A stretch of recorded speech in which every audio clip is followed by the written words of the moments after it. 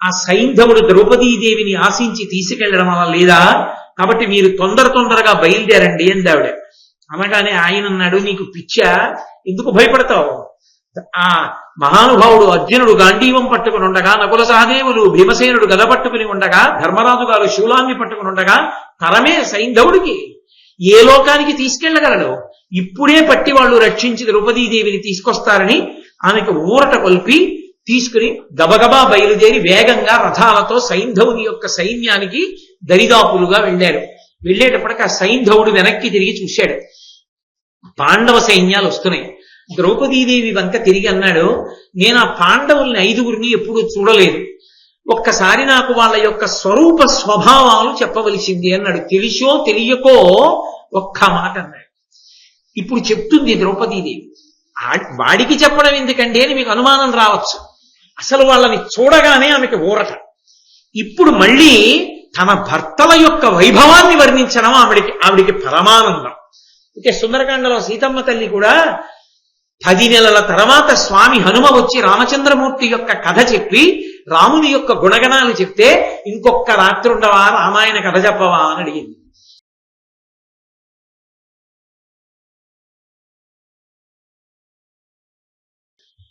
ఈ మానసిక కాయిక వాచికమైనటువంటి భగవత్ సేవ నువ్వు చేద్దామని సంకల్పం చేసేస్తే జరిగేది కాదు.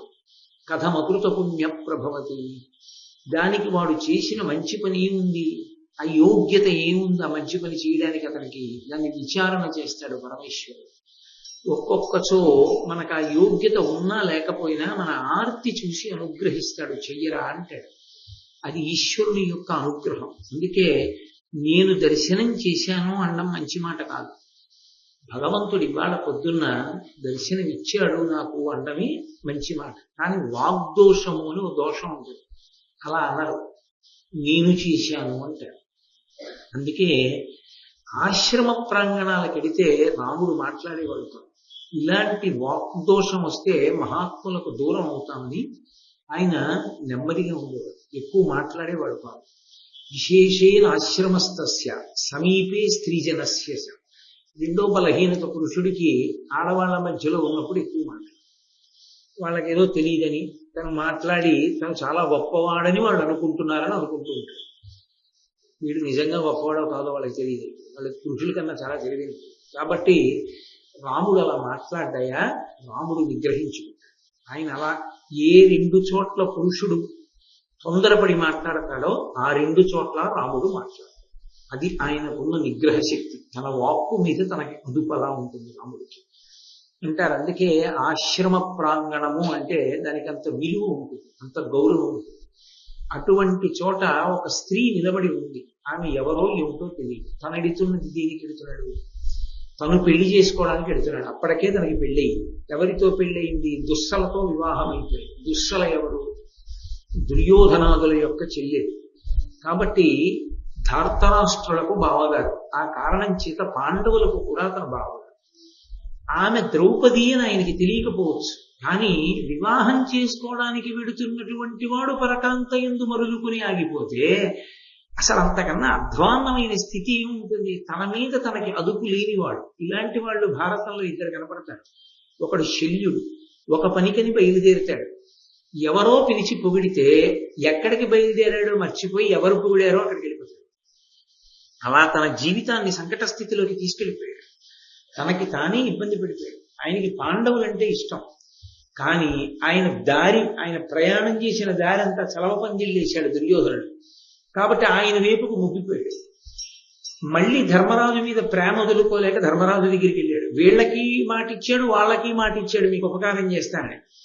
ఎలా ఈ మాట నిలబెట్టుకోవాలో తెలియక తానే అపకీర్తిని సంపాదించుకున్నాడు శల్య సారథ్యం. కాబట్టి ఒక్కొక్క బలహీనత ఉంటుంది. అది ఏదో చిన్న చిన్న విషయాలైతే అంత పెద్ద ఇబ్బంది ఉండదు. కానీ అసలు అదుపు తప్పినటువంటి కామం, యుక్తాయుక్త విచక్షణ లేని కామం, కాలంతో దేశంతో సంబంధం లేని కామం, అదుపు చేసుకోలేని బలహీనత అత్యంత ప్రమాదకరమైనటువంటి విషయాలు. అది ఆశ్రమమైనా దేవాలయమైనా ఇంకా ఎప్పుడూ తనని తాను అదుపు చేసుకోలేని వాడు జీవితంలో వృద్ధిలోకి ఏమొస్తాడు? కాబట్టి ఆయన సాళ్వుని కుమార్తెను వివాహం చేసుకోవడానికి బయలుదేరిన వాడు తృణబిందు ఆశ్రమంలో ఉన్న ద్రౌపదీదేవిని చూశాడు. చూసి వెంటనే కోటికాస్యుడు అని ఆయన పక్కన మిత్రుడు ఉన్నాడు, బాగా ఆ జయద్రథుని యొక్క హృదయం ఎరిగిన వాడు. జయద్రథుడు అని నేను అన్నప్పుడల్లా మీరు కంగారు పడక్కర్లేదు, సైంధవుడు. మీకు తేలిగ్గా ఉండడానికి నేను ఇకపైన సైంధవుడనే అంటూ ఉంటాను. ఆ సైంధవుని యొక్క స్నేహితుడు ఆ కోటికాస్యుడు. ఈయనతో పాటే వెడుతున్నాడు ప్రయాణం చేస్తూ. ఆయన్ని పిలిచి ఒక మాట అన్నాడు. మగువ తగిలిన చూర్పుల మడుగు దిగువ నేర్పు సాలక అతడు కందర్ప దర్ప గోచరాత్ముడై నిజసకు కోటికాస్యుడును నృపాత్మజు చూచి ఇట్లనియ ప్రీతి. చూశాడు ఒకసారి ద్రౌపదీదేవి వంక. బలహీనతని చెప్పడం అంటే అది ఎంత అందమైనటువంటి భాషలో చెప్పారో చూడండి. మన్మథ బాణముల చేత పీడింపబడిన కారణం చేత తన చూపు తిప్పుకోలేకపోయినవాడు, అది తనని తాను నిగ్రహించుకోలేనివాడు. ఏదో పొరపాటున చూపు నిలబడింది, వెంటనే ఉత్తమ భావన చేత సంస్కరించి ఆ చూపు తిప్పుకోవాలి. అలా తిప్పుకోలేకపోయాడు, కారణం మన్మథ బాణములు పడ్డాయి. కాబట్టి ఇప్పుడు కోటికాస్యుణ్ణి పిలిచి ఆ స్నేహితుడిని అతనితో ఒక మాట అన్నాడు. ఈ కమలాక్షి నాకు హృదయేశ్వరి అయిన త్రిలోకరాజ్యమున్ చేకుర నీలినట్లు విలసిల్లని దర్పక వీరు బంటుగా గైకుని సర్వభోగముల కాంతు గొడంబడ బల్కి దీనికి నాకును పొందునర్చి కరుణం చరితార్థుని చెయ్యవేనను. ఈమె నాకు హృదయేశ్వరి అయితే నేను ఎన్ని భోగాలైనా అనుభవించగలను. అంటే నా మనసు బాగా రంజిల్లుతుంది. కాబట్టి నువ్వు వెంటనే వెళ్ళి ఆమెతో మాట్లాడి ఆమె యొక్క పొందు నాకు కలిగేటట్టుగా నువ్వు సహాయపడవలసింది అని కోటికాస్యుణ్ణి ప్రార్థన చేశాడు. అంతకన్నా నికృష్టమైన విషయం లేదు లోకంలో. అందుకే కామాతురాణం అభయం నవత్స. అసలు ఆవిడికి పెళ్ళయిందా, ఆవిడికి పెళ్ళి అవ్వలేదా, ఆమె ఎవరి పిల్ల, వాళ్ళ తల్లిదండ్రులు ఎవరికి ఇవ్వాలనుకుంటున్నారు, ఏమీ సంబంధం లేదు. ఈయన చూశాడు, ఈయన కామించాడు, అంతే. పక్క స్నేహితుడు వెళ్ళిపోయి ఆమె పక్కన ఉంటే తాను సంతోషంగా ఉంటాననుకుంటున్నాడు కాబట్టి ఆమెని తనదానిగా చేసేయాలి. ఈ హద్దులేని కామం అత్యంత ప్రమాదకరం. దాన్ని ఏ పేరు పెట్టి పిలవండి, అది ఎప్పుడూ ప్రమాదకరం. దానికే ఇవాళ రోజున పేపర్లలో తెల్లవారి లేస్తే ఏం చదువుతున్నామో, టీవీ సీరియల్స్ లో ఏం చదువుతున్నామో అటువంటి ఉన్మాదే సైంధవుడు. కాబట్టి ఆ కోటికాస్యుణ్ణి పిలిచి చెప్పాడు. మిత్రుడు అన్న మాటకు అర్థం ఉంటుంది. మిత్రుడు వేరు, స్నేహితుడు వేరు. మిత్రుడు అన్ని వేళలా యువతల వాడు చెప్పాడు కదా అని చెయ్యడు. మితము నుండి ఋతములోనికి తీసుకెడితేనే మిత్రుడు. యువతల ఉన్నటువంటి స్నేహితుడు లేదా యువతల ఉన్నటువంటి వాని యొక్క క్షేమాన్ని అపేక్షించి ఒక విషయం ప్రస్తావనకు వచ్చినప్పుడు నువ్వు అలా చెయ్యకూడదయా, నువ్వు అలా చెప్పకూడదు, చాలా దోషభూయిష్టం, ఇది నీ వ్యక్తిత్వానికి నీ పురోభివృద్ధికి మంచిది కాదు అని చెప్పి మందలించేవాడెవడో వాడు మిత్రుడు. కానీ సాధారణంగా లోకంలో ఎలా ఉంటుందంటే birds of same feather flock together అని ఇంగ్లీష్లో ప్రొవెర్బ్. ఒక రకమైన పక్షులు ఒక చోటికి చేరుతాయి. తనకి మంచి చెప్పేవాణ్ణి ఇటువంటి బలహీనతలు ఉన్నవాడు పక్కన పెట్టుకోలేడు. తను ఏం చెప్తే అది చేయడానికి ఇష్టపడేటటువంటి వాడినే తన పక్కన ఉంచుకుంటాడు. అసలు బాగుపడాలి అనుకున్న వాడి మొట్టమొదటి లక్షణం ఏమిటి అంటే సహేతుకంగా విమర్శ చేసి ఇది ఇలా చెయ్యవద్దు, ఆలోచించండి అన్నటువంటి మాటని వింటాడు. అసలు ఆ మాట వినడం అన్న ఒక్క లక్షణం ఉంటే ఎంతైనా బాగుపడతాడు. తను పాడైపోవాలనుకున్నవాడు తను అనుకున్నది తప్ప అలా చేయకుండా ఉంటే బాగుంటుందేమో అని సలహా చెప్పే వ్యక్తిత్వం ఉన్నవాడిని పక్కకి చేరనేనివ్వడు. అందుకే ఎటువంటి వాడు మిత్రుడిగా ఉండాలని కోరుకుంటాడో అటువంటి వాడే పక్కకి మిత్రుడిగా చేరాడు. కాబట్టి ఆ కోటికాస్యుడితో ఈ మాట చెప్తే ఆయన ఏమనాలి? ఏమైనా అర్థం ఉందా? మనం బయలుదేరింది పెళ్లికి, ఇది ఆవిడెవరో కనబడితే వెళ్ళి ఆవిడ నా హృదయేశ్వరి, ఆవిడ లేకపోతే నాకు భోగం లేదు, నా మనస్సు సంతోషించదు, కాబట్టి వెళ్ళి ఆవిడ పొందు నాకు కలిగేటట్టుగా ప్రవర్తించమని చెప్తాయేంటి? ఇలాంటి వాడివని తెలిస్తే రేపు నీకు పిల్లని ఎవరిస్తారు? ఇస్తాడా సాల్వుడు? కాబట్టి తప్పు. మనం బయలుదేరుదాం పదన. ఆయన ఎంతటి ధీరుడంటే ఆయన గబగబా బయలుదేరి ద్రౌపదీదేవి దగ్గరికి వెళ్ళాడు. మృగనేత్ర దారుణ మృగ సమాకులమైన ఈ వనాంతరమున ఏకదంబ ఇట్లు నీ ఇంటికి ఎయ్యది మూలము ఈ వనదేవతవో సురేశ్వరినితోడ నలిగి ధరిత్రికి నరుగుదించిన శచీలలనవో హరి ఉరస్థలి దొరంగి కేలి గ్రుమ్మరు పద్మగేహవో భవదీయ జనకత్వమున సమజ్వలితుడైన పుణ్యుడేవంశమున వాడు కొలతి నీదు జీవితేశ్వరుడుకు సుఖ జీవితాత్ముడెవ్వడబల నీ నామమై ఇంపు మిగుల శబ్దమెయ్యది నాకు నిజంబు చెప్పుమా. ఇవి ఉండకూడనటువంటి ప్రావీణ్యాలు. కొన్ని లక్షణాలు ఉండకూడదు. భూపసభాంతరాళమున పుష్కళమచతురత్వ మాజిబాహాపటు శక్తియున్ యశమునందను రక్తియు ప్రకృతి సిద్ధగుణంబులు సజ్జనాళికిన్ అంటాడు భర్తృహరి. ఒక సభలో మాట్లాడేటప్పుడు పుష్కళమైన వాక్చతురత్వం, తడువుకోకుండా వాక్య నిర్మాణం చేసి మాట్లాడగలిగినటువంటి ప్రజ్ఞ సజ్జన లక్షణం. అలా కాకుండా ప్రత్యేకించి ఆడవాళ్ళ దగ్గరికి వెళ్ళినప్పుడు విశేషంగా వాళ్ళని పొగట్టవి. ఆ పొగట్టకి అంతుండదు. ఆ పొగట్ట ఎంత దారుణంగా ఉంటుందంటే అది అందులో మత్తు పదార్థాన్ని కలిపినట్లుంటుంది. మీరు రామాయణాన్ని పరిశీలనం చేస్తే పరస్త్రీని వశం చేసుకోవడానికి మాట్లాడడానికి ఓ యూనివర్సిటీ పెడితే దానికి వైస్ ఛాన్సలర్ గా వేయవలసిన వాడు రావణాసుడు. వాణ్ణి మించి ఆ విద్య తెలిసినవాడు ఇంకోడు లేడు. ఛీ అని నిలబడింది సీతమ్మ ఒక్కతే. మళ్ళీ మహాభారతంలో ఈ కోటికాశ్యుడు ఒకడు కనపడతాడు. ఎంత విశేషమైన పొగట్ట మాట్లాడతాడంటే ఆ పొగట్టలో తను వచ్చిన పని, తను అసలు ఇలా మాట్లాడచ్చా, మాట్లాడి అటువంటి విషయాలు అడగచ్చా, పొంతన కుదురుతుందా అని కూడా ఉండదు. అంత అర్ధరహితంగా ఉంటుంది ఆ పొగట్ట, అవతల వారిని ఆకర్షించి పాడు చేయడానికి. అందుకే అన్నాడు మృగనేత్ర, పిలవడమే. చాలా అందమైన కన్నులున్నదానా, లేడి కన్నులు ఎలా ఉంటాయో అటువంటి కన్నులున్నదానా, చాలా దారుణమైనటువంటి క్రూర మృగాలు సంచరించేటటువంటి అరణ్య ప్రాంతంలో ఒక్కదానివే నువ్వు ఎందుకున్నావు? ఆవిడ ఒక్కతే ఏం లేదు. తొడబిందు మహర్షి ఆశ్రమంలో ఉంది అంటే వాడికి ఆశ్రమం కనబడటం లేదు, అరణ్యం కనబడుతోంది, ఆవిడ కనబడుతోంది. అసలు నువ్వు ఇక్కడెందుకున్నావు? ఒకవేళ నువ్వు వనదేవతవా, ఇలా తిరగడానికి వచ్చావా? వనదేవత అయితే ఇలాంటి దుర్మార్గుడికి ఎందుకు దర్శనమిస్తుంది? సురేశ్వరిని తోడ నలిగి ధరిత్రికి నరుదించిన శచీలలనవో, ఒకవేళ దేవేంద్రుడి మీద ఏమైనా అలకొచ్చి భూమండలానికి దిగి వచ్చినటువంటి శచీదేవివా, హరి ఉరస్థలి తొరంగి కేలి గ్రుమ్మరు పద్మగేహవో, శ్రీ మహావిష్ణువు యొక్క వక్షస్థలమునందుండి విహరించేటటువంటి జగన్మాత అయినటువంటి శ్రీ మహాలక్ష్మివా, భవదీయ జనకత్వమున సముజ్వలితుడైన పుణ్యుడేవంశము వాడు కొలతి నీకు జన్మనిచ్చాడు అనిపించుకుని, నీకు తండ్రినయ్యాడు అనిపించుకునేటటువంటి అదృష్టాన్ని పొందినటువంటి ఆ వ్యక్తి ఎవరు? నీదు జీవితేశ్వరుడుకు సుఖ జీవితాత్ముడెవ్వడవలా? నీ యొక్క జీవితేశ్వరుడు అంటే నీకు భర్త అయిన కారణం చేత ఇక ప్రపంచంలో పొందవలసిన సుఖాలన్నీ పొందినటువంటి వాడెవరు? నీ నామమై ఇంపు మిగులు శబ్దమెయ్యది. ప్రపంచంలో ఎన్నో పేర్లుంటాయి, అవన్నీ శబ్దాలు. ఏ శబ్దం అదృష్టం చేసుకుంది నీ పేరుగా? నీ పేరేమిటి అని అడగడం మానేసి ఆ పేరు పిలిచినప్పుడు శబ్దం వస్తుందిగా, ఏ శబ్దం నీ పేరుగా ఉండడానికి అదృష్టం చేసుకుందో నాకు చెప్పు. అయ్య బాబోయ్, ఇంతకన్నా దారుణమైన పొగట్టలు ఉంటాయని. వాడి గుండెల నిండా విషం.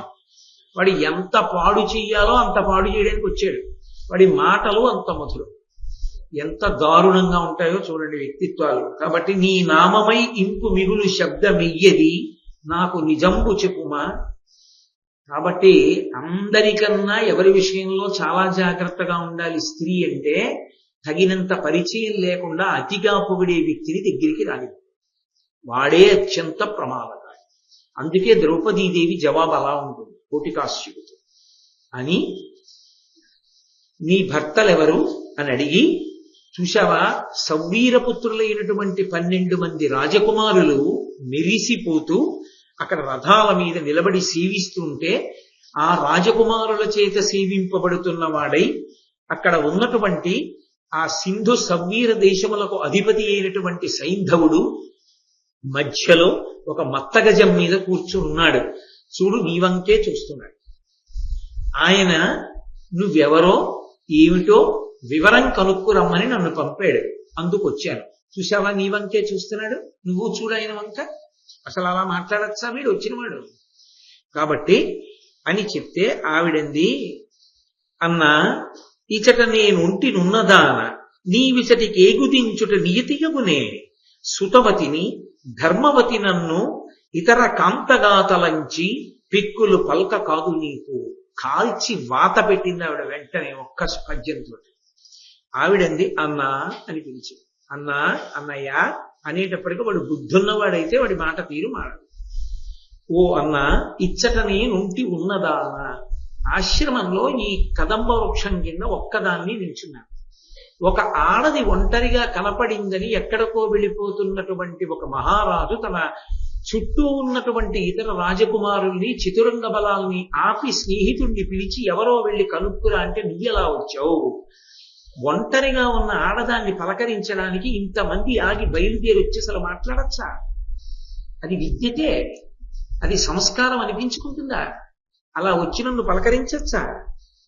ఆ పైన నీవిచటికి ఏగుదించుట నియతియగునే, అసలు అలా ఆశ్రమ ప్రాంగణంలోకి వచ్చి ఆడవాళ్లతో మాట్లాడచ్చా? సుతవతిని, నేను మగపిల్లలు సంతానంగా కలిగి ఉన్నదాన్ని. ధర్మవతి, నేను ధర్మాన్ని నమ్ముకునున్నదాన్ని. అటువంటి దాన్ని పట్టుకుని ఇతరకాంతగా తలచి నేను ఇంకొక రకమైన ఆడదానిగా నన్ను భావన చేసి నువ్వు నాతో ఇలా మాట్లాడవచ్చా? దోషం కదా. ఎవరో తెలుసుకోక్కర్లేదా? నీ ఇష్టం వచ్చినట్లు మాట్లాడటమేనా? నీ ఇష్టం వచ్చినట్లు పొగడ్డమేనా? మనిషికి మారే స్వభావం ఉండాలి తప్ప, పశ్చాత్తాపం కలిగే స్వభావం ఉండాలి తప్ప, తప్పు చేసినా వెంటనే మారుతాడు. తప్పు చెయ్యకుండా ఉండేవాడు లోకంలో ఎవ్వరూ ఉండలేడు. ఎక్కడో అక్కడ ఏదో విషయంలో చిన్న తప్పు జరగచ్చు. కానీ చెప్పవలసిన మాట చెప్పబడినప్పుడు, వినబడవలసిన మాట వినబడినప్పుడు వెంటనే పశ్చాత్తాపడి మారేవాడెవడో వాడు ధన్యాత్ముడు. కానీ కోటికాస్యుని యందు ఆ లక్షణం కనబడదు, సైంధవుని యందు ఆ లక్షణం కనబడదు. అందుకే అందరూ నశించిపోయారు. కాబట్టి నువ్వు ఇలా వచ్చి నాతో మాట్లాడచ్చా? పిక్కులు వల్కగాదు నీకు, ఇన్ని మాటలు మాట్లాడవలసిన అవసరం నీకు లేదు. అయినా అడిగావు కాబట్టి చెప్తున్నాను. నువ్వు శిబి వంశంలో పుట్టినటువంటి సురధుడి కొడుకువి, నాకు తెలిసాడు. ఎంత గొప్పగా మాట్లాడిందో చూడండి. శిబి చక్రవర్తి గురించి మొన్ననే మీరు విన్నారు. తన శరీరంలో మాంసాన్ని కోసి కోసి అన్నాడు. శరీరం అంతా కోసి కోసి వేసేసి యువతల పక్కన ఉన్న పావురానికి సరిపోకపోతే తక్కెట్లో తానే కూర్చున్న మహితాత్ముడి శిబి. ఎప్పటికీ ఆయన్ని స్మరిస్తుంది లోకం. అటువంటి త్యాగమూర్తి అయినటువంటి శిబి చక్రవర్తి వంశంలో పుట్టావు. నాకు తెలుసు నువ్వు సురధుని యొక్క కుమారుడివి అని. ఈ మాట అన్నప్పుడు వెంటనే అతను సిగ్గుతో తలంచుకోవాలి. నీ వంశకర్తలు పెద్దలు అటువంటి కీర్తి గణించిన వారు. అటువంటి కీర్తి గణించిన మహాపురుషుల వంశంలో ఇంత బేలగాడివి ఎలా పుట్టావు? నీకు సిగ్గు లేదు ఇలా మాట్లాడడానికి అని అడగకుండా అడిగింది ఆవిడ. కాబట్టి నాకు తెలుసు, నేనెవరినో తెలుసా? పాంచాల దేశాధిపతి అయినటువంటి ద్రుపద మహారాజు గారి యొక్క కుమార్తెని. ఈ మాట అనగానే ఆయనకి తెలియాలి. ఆమె నీ తండ్రి ఎవరు అని కదూ అడిగాడు. అసలు ద్రౌపదీదేవి లౌకికంగా స్త్రీ పురుషులకు జన్మించినది కాదు, ఆమె యాజ్ఞశీలి. ద్రుపద మహారాజు గారు యజ్ఞం చేస్తే ఆ యజ్ఞ సంభవ, యజ్ఞంలోంచి పైకొచ్చింది ఆవిడ. కాబట్టి వస్తూనే నల్లని రంగులో పైకొచ్చింది కాబట్టి కృష్ణ అని పిలిచారు ఆవిడ. కృష్ణ అని పేరున్న వాళ్ళు ఇద్దరు, శ్రీకృష్ణ భగవానుడు, మహాతల్లి పరమసాధ్వి పరమపతివ్రత ద్రౌపదీదేవి. కాబట్టి నేను పాంచాల భూపతి అయినటువంటి ద్రుపద మహారాజు గారి కుమార్తె. యజ్ఞం ఆయన చేశాడు కాబట్టి బిడ్డలను అపేక్షించి ద్రుపద పుత్రికయి ద్రౌపది అని పేరుగాంచింది. నేను అటువంటి దానం కాబట్టి అయోనిజ. ఇప్పటికైనా నా గురించి నువ్వు తెలుసుకుంటే మర్యాదతో తిరిగి వెళ్ళిపోవలసి ఉంటుంది. కాబట్టి నన్ను కృష్ణ అంటారు. నేను పాండురాజు పుత్రులైనటువంటి ధర్మరాజు, భీముడు, అర్జునుడు, నకులుడు, సహదేవుడు అనబడేటటువంటి 5 యొక్క ఇల్లాలి. పుత్రుల నువ్వు ఆ పుత్రుల బాధ్యత నేను తీసుకొని పుత్రవతిని ధర్మమునందు నిలబడి ఉన్నదాన్ని. 4 దిక్కుల యందు వేటాడడం కోసమని నా భర్తలు వెళ్ళారు. వాళ్ళు కొద్దిసేపట్లో తిరిగి వస్తారు. కనీసం ఆ భయానికైనా వెళ్ళిపోతాడు. కాబట్టి కొద్దిసేపట్లో వాళ్ళు తిరిగి వచ్చేస్తారు. కాబట్టి నువ్వు ఇలా మాట్లాడకూడదని ఆమె తన వస్త్రాన్ని నిండుగా కప్పుకుని లోపలికి వెళ్ళిపోయింది ఆశ్రమంలో. వెళ్ళిపోతే ఈవిడ ఏం మాట్లాడిందో చెప్పలేదు కోటికాశ్యం. అది అక్కడ ఉన్నటువంటి దుర్మార్గం ఏంటంటే ఆమె మాట తీరుని బట్టి ఆమె సామాన్యత అంత కాదు.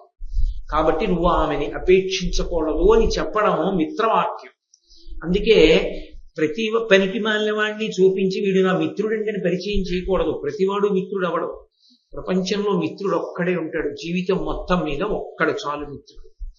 ఆయన నిర్మోహమాటంగా చెప్తాడు, ఇది ఇలా చెయ్యకోయ్, ఇది ఇలా చేసుకోబోయ్ అని చెప్తాడు. మితము నుండి ఋతమునకెత్తుతాడు. మిగిలిన వాళ్ళది స్నేహ సంబంధం. స్నేహ అంటే అంటుకుని ఉండడం. ఏదో కొంతకాలం కొన్ని కారణాలకు అంటుకుని ఉంటారు. ఆ తర్వాత వేరు కారణాలకు విడిపోతారు. విడిపోయిన తర్వాత ఇక స్మరిస్తారన్న నమ్మకం కూడా ఏముండదు. కానీ మిత్రుడు అలా కాదు. ఎక్కడ ఉన్నా ఇతని యొక్క అభ్యున్నతిని కోరుకుంటుంటాడు. అదిగో ఆయన మిత్రుడు. మిత్రుడు కాడు కోటికాశ్యుడు అనుకుంటున్నాడు సైంధవుడు. కాబట్టి యథాతథంగా ద్రౌపదీదేవి ఏం మాట్లాడిందో అది చెప్పలేదు. ఎందుకని అంటే సైంధవుడు ప్రీతి పొందడమే ఆయనకు కావాలి. సైంధవుడు తన పట్ల సంతోషించాలి. ఆ పైన సైంధవుడు ఏదైనా దుష్టచేష్టితం చేసి పాపపు పని చేస్తే ఆ కర్మ వాడిది. ఒకవేళ దానివల్ల విపత్కర పరిణామం ఏర్పడితే అనుభవించేవాడు సైంధవుడు. ఇది ఆయనకున్నటువంటి సుహృద్భావన. అటువంటి వారితో స్నేహాన్ని పొంది ఉండడం ఎంత ప్రమాదకరమో తెలుస్తుంది. కాబట్టి పిలిచి ఆ సైంధవుడితో అన్నాడు, ఆమె పాండవుల ఇల్లాలు. నేను నువ్వు అడిగినటువంటి వివరాలు కనుక్కున్నాను. ఆమె పాంచాల దేశాధిపతి అయినటువంటి ద్రుపదరాజు కుమార్తె అని చెప్పాడు తప్ప నన్ను మందలించుకుగా మాట్లాడిందన్న విషయాన్ని ఆయన చెప్పలేదు. వెంటనే సైంధవుడు గబగబా ఆశ్రమ ప్రాంగణంలోకి వెళ్ళి ద్రౌపదీదేవి ఉన్న కుటీరంలోకి ప్రవేశించాడు. ప్రవేశించి ఆవిడతో అన్నాడు, వామాక్షి నీకు కుశలమే, నీ మనమెవ్వారియందు నిత్య ప్రేమంబై మెరయు అట్టి సొబగులు నీ మగలేవురకు ఇప్పుడు నెమ్మదియమది. ఆవిడితో అన్నాడు, ఓ వామాక్షి, అందమైన కన్నులున్నదాన అలా పిలవక్కర్లేదు, సోదరి అని పిలవచ్చు. ఎందుకంటే వాళ్ళిద్దరిది అన్నా చెల్లెళ్ళ బంధం అవుతుంది. దుస్తల భర్త కదూ, దుస్తల భర్త కాబట్టి అన్నా చెల్లెళ్ళు అవుతారు వాళ్ళు. కాబట్టి ప్రేమ పురస్సరంగా పిలవచ్చు. కానీ వాడి హృదయం అటువంటిది. కాబట్టి ఓ వామాక్షి అని పిలిచి, నీకు కుశలమే, నువ్వు క్షేమంగా ఉన్నావా? నీ మనసు ఎప్పుడూ ఎవరి ఎందుంటుందో అటువంటి నీ భర్తల ఐదుగురు క్షేమంగా ఉన్నారా? వాళ్ళు సొబగులు అంటే వాళ్ళు చాలా సౌందర్యవంతులు. ఎందుకో తెలుసా? ఎప్పుడూ నీ మనసు వాళ్ళ ఎందుంటుంది కాబట్టి. వాళ్ళ సౌందర్యం ఏమిటంటేట ఈవిడ మనసు వాళ్ళ ఎందుంటుంది అంతే. వాళ్ళ ధర్మం కానీ ఆవిడ పాతివృత్యం కానీ వాళ్ళ పరాక్రమం కానీ ఆయన దృష్టిలోకి వెళ్ళలేదు. అంటే విషయం ఎటు తిరిగి ఆవిడ సౌందర్యం మీదే నిలబడుతోంది. నీ మగలేవురకు ఇప్పుడు నెమ్మదియమదిన్, నీ భర్తలు ఐదుగురు ఇప్పుడు సంతోషంగా ఉన్నారా అని అడిగాడు. అడిగితే ద్రౌపదీదేవి మాట్లాడుతూ అంది, స్థిరమతులైన పార్థులకు సేమమా, నీకు అనామయంబే భూవర తగ విందవైతి కురువర్యుల ఇంటికి, అట్లు కావునన్ పరువడిన ఆసనక్రియయు పాద్యము గైకును మాదరంబుతో సరసకురంగమంసముల జల్పము భోజన కృత్యమిత్తరిన్. ఆవిడ ఎంతో మర్యాదతో మాట్లాడింది. కారణం ఏంటి? ఇంటికి వచ్చినటువంటి వాళ్ళలో అత్యంత గౌరవాన్ని పొందవలసినటువంటి వ్యక్తులు కొంతమంది ఉంటారు. గృహస్థాశ్రమంలో ఉన్నవాడికి ఇంటికి వచ్చినప్పుడు గౌరవించవలసిన వాడెవరు అంటే అల్లుడు. ఇంటి అల్లుడు వచ్చినప్పుడు ఎంతో గౌరవిస్తారు. ఇంటి అల్లుడు అన్న మాటకి తన కడుపున పుట్టిన కుమార్తె భర్తయే అయి ఉండక్కర్లేదు, తన చెల్లెలి భర్త కూడా తన ఇంటికి అల్లుడే. ఎందుకంటే నాన్నగారికి కూతురు కదూ. కాబట్టి తన ఇంటి ఆడబడుచు యొక్క భర్త కాబట్టి నాన్నగారు ఇంటికి పెద్దవారు కనుక ఇంటి అల్లుడైన. కాబట్టి బావగారిని కూడా అంత గౌరవించవలసి ఉంటుంది. కాబట్టి ఆవిడ ఎంత ధర్మాన్ని దృష్టిలో పెట్టుకుని మాట్లాడిందంటే, స్థిరమతులైన పార్థులకు సేమమా. ఆవిడ మొట్టమొదటి మాట ఏమని ప్రయోగించిందంటే, ఆ పాండుపుత్రులైనటువంటి పాండవులందరూ క్షేమం, వాళ్ళు స్థిరమతులు అంటే వాళ్ళ బుద్ధి స్థిరంగా ఉంటుంది. ఎప్పుడూ ఒకదాని ఎందే నిలబడి ఉంటుంది. దేని ఎందు? నువ్వనుకున్నట్టు నా ఎందో, నా మనసు వాళ్ళ ఎందు. ఆడదాన్ని పాడు చేయడానికి ఆడదాని ఎందు మరులు కొన్న పురుషుడు ఎంత అధర్మాన్ని చెప్పడానికైనా సిద్ధపడతాడు. ఆ రాక్షసత్వం మనసులోకి ప్రవేశిస్తే దాని నుండి తట్టుకు నిలబడగలిగినటువంటి వివేకం ఆడదాని ఎందు ఉండాలి. నాకు ఒళ్ళు మండి ఒక మాట అంటే మీరేమనుకోకండి, కాస్త స్ట్రీట్ లైట్ లేని ప్రతి చెట్టు కింద ఇంజనీరింగ్ చదువుకుంటున్న ఆడపిల్ల నిలబడితే ఆడపిల్లదా తప్పు మగపిల్లాడిదా? నీకుండక్కర్లా విచక్షణ? వాడు వచ్చి మాట్లాడితే మాత్రం మధురంగా మాట్లాడితే నువ్వు చీకట్లో నిలబడి మాట్లాడతావా? కన్న తల్లిదండ్రులు ఏమైపోయారు, తోడబుట్టిన అన్నదమ్ములు ఏమయ్యారు, నీ ఇంటి గౌరవం ఏమైపోతుంది, కాలిపోదు? నీకుండక్కర్లా విచక్షణ? ఏమైనా అయిపోయిన తర్వాత వీధుల్లోకి వచ్చి కేకలా? ఈ ఒళ్ళు దగ్గర పెట్టుకుని ముందు నుంచి ఉండవలసిన అవసరం లేదు. రామాయణం, భారతం, భాగవతం ఏమో పాఠ్యాంశాలుగా పనికిరావా? ఎందుకు పనికిరావంటే మత ప్రసక్తి లేని లౌకిక రాజ్యమా? అందుకని మంచి మాటలు పాఠ్యాంశాల్లో చెప్పరా? వివేకం పిల్లలకి కలగదా? టీవీల్లోనూ, సినిమాల్లోనూ, పుస్తకాల్లోనూ కల్పించేవన్నీ ఉద్రేకం కల్పించేవా? పిల్లల్ని బాగుపడమంటే ఎక్కడి నుంచి బాగుపడతారు? ఇటువంటి వ్యవస్థ కల్పించిన పెద్దలది కాదా తప్పు? ముందు పెద్దల్ని ఉరి తీసేయవలసిన అవసరం లేదు. ఈ వ్యవస్థని నియంత్రించవలసిన అవసరం లేదా? ఏవో అయిపోయిన తర్వాత పేపర్లలో రావడం, అప్పుడు వీధులకు ఎక్కి ఊరేగింపులు జరపడం ఎంతవరకు సమంజసం? అంత ఎవరికి వాళ్ళు పరిశీలనం చేసుకోవలసినటువంటి అవసరం ఉంటుంది. ఇటువంటి మాటలు మాట్లాడినటువంటి శిశుపాలుణ్ణి కాదని ద్రౌపదీదేవి ఎందుకు నిలబడగలిగింది? బాహ్యంలో చూస్తే నిజమే, ఆవిడికి కష్టపడవలసిన అవసరమే ఉంది. ఒక్క మాట కాదంటే ఆమె ఏ తప్పైనా చెయ్యొచ్చు.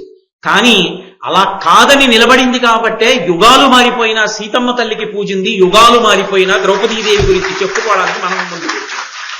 కాబట్టి ఆడపిల్లకి కేవలం చదువు కాదు, దానితో పాటు వివేకం కూడా చాలా అవసరం. ధర్మాధర్మ పరిజ్ఞానం అవసరం.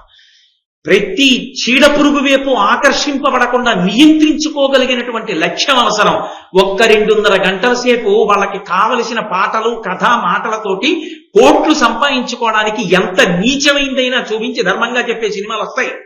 మాటలు రాసేవాడికే ఉంది, డబ్బులు కావాలి కాబట్టి ఏమైనా రాస్తాడు మాటల కింద. నటించేవాడికే ఉంది, కోట్లు కావాలి కాబట్టి ఏమైనా నటిస్తాడు వాడు. ఎంత తుచ్చమైన మాటలైనా నటిస్తాడు. మీ అమ్మా నాన్న ఎందుకని తీసుకెళ్లి పెళ్లి చేసుకుని ఏమైనా చూపిస్తాడు. అది 2.5 గంటలు. వాళ్ళ నిజ జీవితాల్లో కోటీశ్వరులు. నీ జీవితం అలా కాదు, బజార్న పడితే తెల్లారిపో. కాబట్టి అది తెలుసుకోవలసింది నువ్వు. నీకు కావాలా వివేకం? అందుకని భారతం ఎందుకు చెప్పుకోవాలి, భారతం ఎందుకు వినాలి అంటే ఆ వివేకం లోపల పుట్టడం కోసం చదువుకోవాలి, దానికోసం వినాలి. నేను మీతో మనవి చేశాను, దుర్వాసో మహర్షి రావడం, మౌద్గలుని యొక్క ఆతిథ్యాన్ని స్వీకరించడం, దానమే తపస్సుగా ఎలా మారుతుంది, రెండింటికి ఈ విధంగా విభజించలేనటువంటి స్థితి కల్పింపబడుతుంది. ఆ తపస్సు చేత ఎంత గొప్ప స్థితిని పొందుతారు అన్న విషయాన్ని నిన్నటి రోజున మీతో మనవి చేసి ఉన్నాను. ఆ తరువాత పాండవులు యథేచ్ఛగా ఆ అరణ్యవాసం చేస్తున్నారు. చేస్తూ ఇక అరణ్యవాసం పూర్తయిపోయేటటువంటి సమయం ఇంచుమించుగా దగ్గరవుతోంది. ఆ సమయమునందు అనుకోనటువంటి ఒక ఉపద్రవం తటస్థించింది. ఒకనాడు పాండవులు అన్ని దిక్కులకు వేటాడడానికి వెళ్ళారు. తూర్పు దిక్కుగా ధర్మరాజు గారు వెళ్ళారు, దక్షిణ దిక్కుగా భీమసేనుడు వెళ్ళాడు, పశ్చిమ దిక్కుగా అర్జునుడు వెళ్ళాడు, ఉత్తర దిక్కుగా నకుల సహదేవులు వెళ్ళారు. వాళ్ళ వాళ్ళ రథాల్ని అధిరోహించి వేటాడడం కోసమని బయలుదేరి వెళ్ళారు. ఉన్నది తృణబిందు మహర్షి యొక్క ఆశ్రమం. ఆశ్రమము అంటేనే కొన్ని నియమ నిబంధనలతో కూడుకున్నటువంటి వాసమై ఉంటుంది. సూచక గురువు, వాచక గురువు, బోధక గురువు, పరమ గురువు, నిషిద్ధ గురువు అని గురువుల్లో 5 రకాలు ఉంటారు. 5 గురువులే, కానీ ఒక్కొక్క గురువుది ఒక్కొక్క విశేషం. అందులో సూచక గురువు, వాచక గురువు, బోధక గురువు మిగిలిన 2 కన్నా చాలా గొప్పవాడు, మంత్రోపదేశం చేసినటువంటి గురువు. పరమ గురువు బోధక గురువు కన్నా గొప్పవాడు, పరమాచార్య స్వామి వంటి మహాపురుషుడు. నిషిద్ధ గురువు అంటే ఆశ్రయించకు సుమారి, అటువంటి గురువుల్ని ఆశ్రయించకూడదు. ఏ విద్యలు జీవితంలో నేర్చుకుని అనుష్ఠించకూడదో అటువంటి విద్యలను నేర్పేటటువంటి వాడు. కానీ ఆయన గురువే, కానీ వామాచారం మొదలైనటువంటివి అటువంటివి చెయ్యనుకూడదు, చేసే వాళ్ళ దగ్గర నేర్చుకోనకూడదు. కాబట్టి నిషిద్ధ గురువు. అందులో వాచిక గురువు అని ఒక గురువు. ఆ వాచిక గురువు ఎక్కడ ఉంటారంటే, ఎక్కడ ఆశ్రమ ప్రాంగణం ఉంటే అక్కడ వాచిక గురువు ఉండాలి. వాచక గురువు ఎందుకు ఉండాలి అంటే ఆశ్రమంలో ఉండేటటువంటి విశేషాలని వివరణ చెయ్యాలి. అక్కడ కొన్ని నియమ నిబంధనలు ఉంటాయి. ప్రతి ఆశ్రమానికి కూడా కొన్ని నియమాలు ఉండాలి. ఆ నియమాల్ని ఆ ఆశ్రమంలో ఉన్నటువంటి వాళ్ళు పాటించాలి.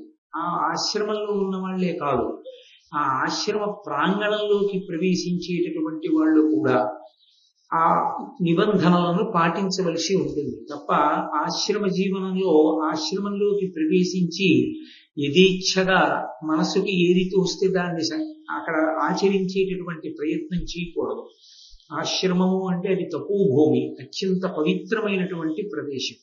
కాబట్టి అటువంటి ఆశ్రమ ప్రాంగణమునందు ద్రౌపదీదేవి ఒక కదంబ వృక్షం కింద నిలబడి ఉంది. నిలబడి ఆమె పూచినటువంటి ఆ కదంబ వృక్ష శాఖను ఒకదాన్ని కిందకి ఉంచి నించుంది. ఆమె సహజంగా సౌందర్యవతి, యాజ్ఞశీలి. ఆమె యజ్ఞము నుండి ఆవిర్భవించింది ఆ తల్లి. కాబట్టి ఆమె చేతులు ఎంత ఎర్రగా ఉన్నాయో ఆ కదంబ వృక్షానికి పూసినటువంటి పువ్వులు కూడా అంత ఎర్రగా ఉన్నాయి. ఆమె అలా నిలబడి ఉండగా అటుగా సైంధవుడు వెళ్ళిపోతున్నాడు. ఆయన్ని జయద్రథుడు అని పిలుస్తారు. ఎక్కువగా దక్షిణ దేశం అంతా ఆయనకి సైంధవుడనే పేరు. ఆయన్ని ఎవరు మర్చిపోరు. సైంధవుడిలో అడ్డుపడ్డాడు రా అంటారు. ఏదైనా కార్యక్రమం జరిగితే ఆ కార్యక్రమానికి అడ్డు రావడంలో చాలా ప్రఖ్యాతి వహించిన వాడు ఆయన. మహాభారతంలో ఒక మెరుపు. కానీ ఆయన జీవితం నుండి తెలుసుకోవలసినటువంటి విశేషాలు కోకొల్లలు. అటువంటి సైంధవుడు, ఆ జయద్రథుడు అటుగా వెళుతున్నాడు. వెళుతున్నది కూడా ఆయన వెళుతున్న కారణం సాల్వుని యొక్క కుమార్తెని వివాహం చేసుకోవాలనేటటువంటి సంకల్పంతో తన పరివారాన్నంతటినీ తీసుకుని బయలుదేరాడు. నేను మొన్న మీతో మనవి చేశాను. ఈ క్షత్రియుల యందు దక్షిణ నాయకత్వం ఉంటుంది. దక్షిణ నాయకత్వం అంటే ఒకరికన్నా ఎక్కువ మందిని భార్యలుగా స్వీకరిస్తూ ఉంటారు. అందుకే అప్పటికే భార్య ఉన్నప్పటికీ వేరొక కన్యని స్వీకరించడానికి కూడా బయలుదేరి ఆ సాళ్వుని ఇంటికి వెళుతున్నాడు. వెళ్ళినప్పుడు వీరుడు సైంధవుండు జనవిశ్రుత శౌర్యుడు సాల్వకన్య ఇంపారగ పెండ్లియాడుటకునై నిజవైభవముల్లసిల్ల విస్ఫార చతుర్విధోరుగ బలసంగతుండై చనుచుండి ఆశ్రమ ద్వారమునందు కాంచ ద్రుపదక్షితిపాల తనూజ నచ్చటం. సాల్వుని కుమార్తెని వివాహం చేసుకోవడానికి బయలుదేరి తన పరివారంతో వెళ్ళిపోతున్నటువంటి ఈ జయద్రథుడు ఆ తృణబిందు మహర్షి యొక్క ఆశ్రమ ప్రాంగణమునందు ఒక కదంబ వృక్షం కింద నిలబడి ఉన్నటువంటి ద్రౌపదీదేవి వంక చూశాడు. విశేషేణ ఆశ్రమస్తస్య సమీపే స్త్రీజనస్య స అనృతం నహి రామస్య కదాచిదపి సమ్మతం అంటారు వాల్మీకి మహర్షి రామాయణంలో. రామచంద్రమూర్తి యొక్క నడవడి విశేషం గురించి చెప్తూ, రాముడికి అబద్ధం ఆడటం ఇష్టం ఉండదు, ఇంకొకరు అబద్ధం చెప్పడాన్ని ఆయన అంగీకరించాడు. అనృతం నహి రామస్య కదాచిదపి సమ్మతం, ఎట్టి పరిస్థితుల్లోనూ ఆయనకు అది సమ్మతము కాదు. విశేషేణాశ్రమస్తస్య సమీపే స్త్రీజనస్య చ. రెండు ప్రాంగణముల యందు పురుషుడు తొందరపడతాడు. ఎక్కువగా మాట్లాడే లక్షణం ఉంటుంది పురుషుడికి. అందుకే ఈ రెండు ప్రాంతాల నుంచి వెళుతున్నప్పుడు, ఆ ప్రాంగణంలోకి వెళ్ళినప్పుడు నిగ్రహించుకోవాలి తప్ప ఎక్కువ మాట్లాడకూడదు. మొట్టమొదటిది ఏది అంటే విశేషేణ ఆశ్రమస్తస్య, భగవత్ సంబంధం, భగవద్ విభూతి కలిగినటువంటి మహాపురుషులు ఉన్నటువంటి ఆశ్రమాలు, లేకపోతే భగవద్భక్తి తత్పరులైనటువంటి వారి దగ్గరికి వెళ్ళినప్పుడు వారికో నమస్కారం చేసి వారు చెప్పింది వినడం చాలా శ్రేయస్కరం. కానీ సాధారణంగా ఏం చేస్తారంటే భగవత్ సంబంధము కలిగినటువంటి వారు మాట్లాడడానికి అవకాశం ఇచ్చి వారు మాట్లాడిన మాట వినడం కన్నా కూడా తాము తమవారు భగవత్ సంబంధంలో చాలా కార్యక్రమాలలో మగ్నమై ఉన్నామని, ఎన్నో చేశామని చెప్పడం మొదలు. అది ఏమనుకుంటారంటే అలా చెప్పడం వల్ల అవతల వాళ్ళు చాలా ఆకర్షింపబడతారు, చాలా ఇష్టపడతారు అనుకుంటారు. కానీ వాక్కు యందు దోషం ఒకటి వస్తుంది. ఏమిటా దోషం అంటే నేను చేశానంటే, నేను చేశాను దోషం కాదు. మహాభారతం నేను చెప్తానంటే చెప్పగలవా? ఆ సంకల్పానికి నడుస్తుందా మహాభారతం? ఈశ్వరుడు అనుగ్రహించాలి, అది పంచమ వేదం. ఆయన అనుగ్రహించి చెప్పడానికి నాకు అవకాశం ఇస్తే కృష్ణ భగవానుడు నాలో ఉండి మాట్లాడితే నేను మహాభారతం చెప్పుకుని తరించాను. నేను ఆయన చేతి పనిముట్టుగా నిలబడగలను తప్ప స్వతంత్రించి ఈశ్వర కార్యాన్ని చేయడానికి యోగ్యతా సిద్ధి కలగడం చాలా కష్టం. అందుకే శంకర భగవత్పాదులు ఆ సౌందర్యలహరి చేస్తూ ప్రారంభ శ్లోకంలోనే శివశక్త్యాయుక్తో ఇది భవతి శక్త ప్రహోయితుం నచే దేవం దేవో నఖలు కుశల స్పందితుమపి అతస్త్వామారాధ్యాం హరిహర విరించాదిభిరపి ప్రణంతుం స్తుతుం వా కథమకృత పుణ్య ప్రభవతి అంటారు. ప్రణంతుం స్తుతుం వా, ప్రణంతుం అంటే నమస్కారం చేయడం, స్తుతుం వా అంటే భగవంతుణ్ణి స్తోత్రం చేయడం. స్తోత్రం చేయడం అంటే వాచికం, ప్రణంతుం అంటే కాయికం. మరి మానసికం వదిలేశారు శంకరాచార్యుల వారు. అంటే అసలు మనసులో భావన లేనినాడు నమస్కారం ఎలా చేస్తాడు, మనసులో పవిత్ర భావన లేనినాడు స్తోత్రం ఎలా చేస్తాడు? కాబట్టి అది చెప్పక్కర్లేదు. ఈ మానసిక కాయిక వాచికమైనటువంటి భగవత్ సేవ నువ్వు చేద్దామని సంకల్పం చేసేస్తే జరిగేది కాదు. కథమకృత పుణ్య ప్రభవతి. దానికి వాడు చేసిన మంచి పని ఏముంది, ఆ యోగ్యత ఏముంది ఆ మంచి పని చేయడానికి అతనికి? దాన్ని విచారణ చేస్తాడు పరమేశ్వరుడు. ఒక్కొక్కచో మనకు ఆ యోగ్యత ఉన్నా లేకపోయినా మన ఆర్తి చూసి అనుగ్రహిస్తాడు, చెయ్యరా అంటాడు. అది ఈశ్వరుని యొక్క అనుగ్రహం. అందుకే నేను దర్శనం చేశాను అనడం మంచి మాట కాదు. భగవంతుడు ఇవాళ పొద్దున్న దర్శనం ఇచ్చాడు నాకు అనడమే మంచి మాట. కానీ వాగ్దోషము అని ఒక దోషం ఉంటుంది, అలా అనరు. నేను చేశాను అంటారు. అందుకే ఆశ్రమ ప్రాంగణాలకు వెడితే రాముడు మాట్లాడేవాడు కాదు. ఇలాంటి వాగ్దోషం వస్తే మహాత్ములకు దూరం అవుతామని ఆయన నెమ్మదిగా ఉండేవాడు, ఎక్కువ మాట్లాడేవాడు కాదు. విశేషేణ ఆశ్రమస్తస్య సమీపే స్త్రీజనస్య. రెండో బలహీనత పురుషుడికి ఆడవాళ్ళ మధ్యలో ఉన్నప్పుడు ఎక్కువ మాట్లాడు. వాళ్ళకేదో తెలియదని తను మాట్లాడి తను చాలా గొప్పవాడని వాళ్ళు అనుకుంటున్నారని అనుకుంటూ ఉంటాడు. వీడు నిజంగా గొప్పవాడో కాదో వాళ్ళకి తెలియదు. వాళ్ళకి పురుషుల కన్నా చాలా తెలియదు. కాబట్టి రాముడు అలా మాట్లాడ్డాయా, రాముడు నిగ్రహించుకుంటాడు. ఆయన అలా ఏ రెండు చోట్ల పురుషుడు తొందరపడి మాట్లాడతాడో ఆ రెండు చోట్ల రాముడు మాట్లాడతాడు. అది ఆయనకున్న నిగ్రహ శక్తి. తన వాక్కు మీద తనకి అదుపు అలా ఉంటుంది రాముడికి అంటారు. అందుకే ఆశ్రమ ప్రాంగణము అంటే దానికి అంత విలువ ఉంటుంది, అంత గౌరవం ఉంటుంది. అటువంటి చోట ఒక స్త్రీ నిలబడి ఉంది. ఆమె ఎవరో ఏమిటో తెలియదు. తను ఎడుతున్నది దేనికి ఎడుతున్నాడు? తను పెళ్లి చేసుకోవడానికి ఎడుతున్నాడు. అప్పటికే తనకి పెళ్ళయింది. ఎవరితో పెళ్ళయింది? దుస్సలతో వివాహం అయిపోయింది. దుస్సల ఎవరు? దుర్యోధనాదుల యొక్క చెల్లెలు. కాబట్టి ధార్తరాష్ట్రులకు బావగారు. ఆ కారణం చేత పాండవులకు కూడా తన బావగారు. ఆమె ద్రౌపది అని ఆయనకి తెలియకపోవచ్చు, కానీ వివాహం చేసుకోవడానికి వెడుతున్నటువంటి వాడు పరకాంత యందు మరులుకుని ఆగిపోతే అసలు అంతకన్నా అధ్వాన్నమైన స్థితి ఏముంటుంది? తన మీద తనకి అదుపు లేనివాడు. ఇలాంటి వాళ్ళు భారతంలో ఇద్దరు కనపడతారు. ఒకడు శల్యుడు. ఒక పనికని బయలుదేరుతాడు. ఎవరో పిలిచి పొగిడితే ఎక్కడికి బయలుదేరాడో మర్చిపోయి ఎవరు పొగిడారో అక్కడికి వెళ్ళిపోతాడు.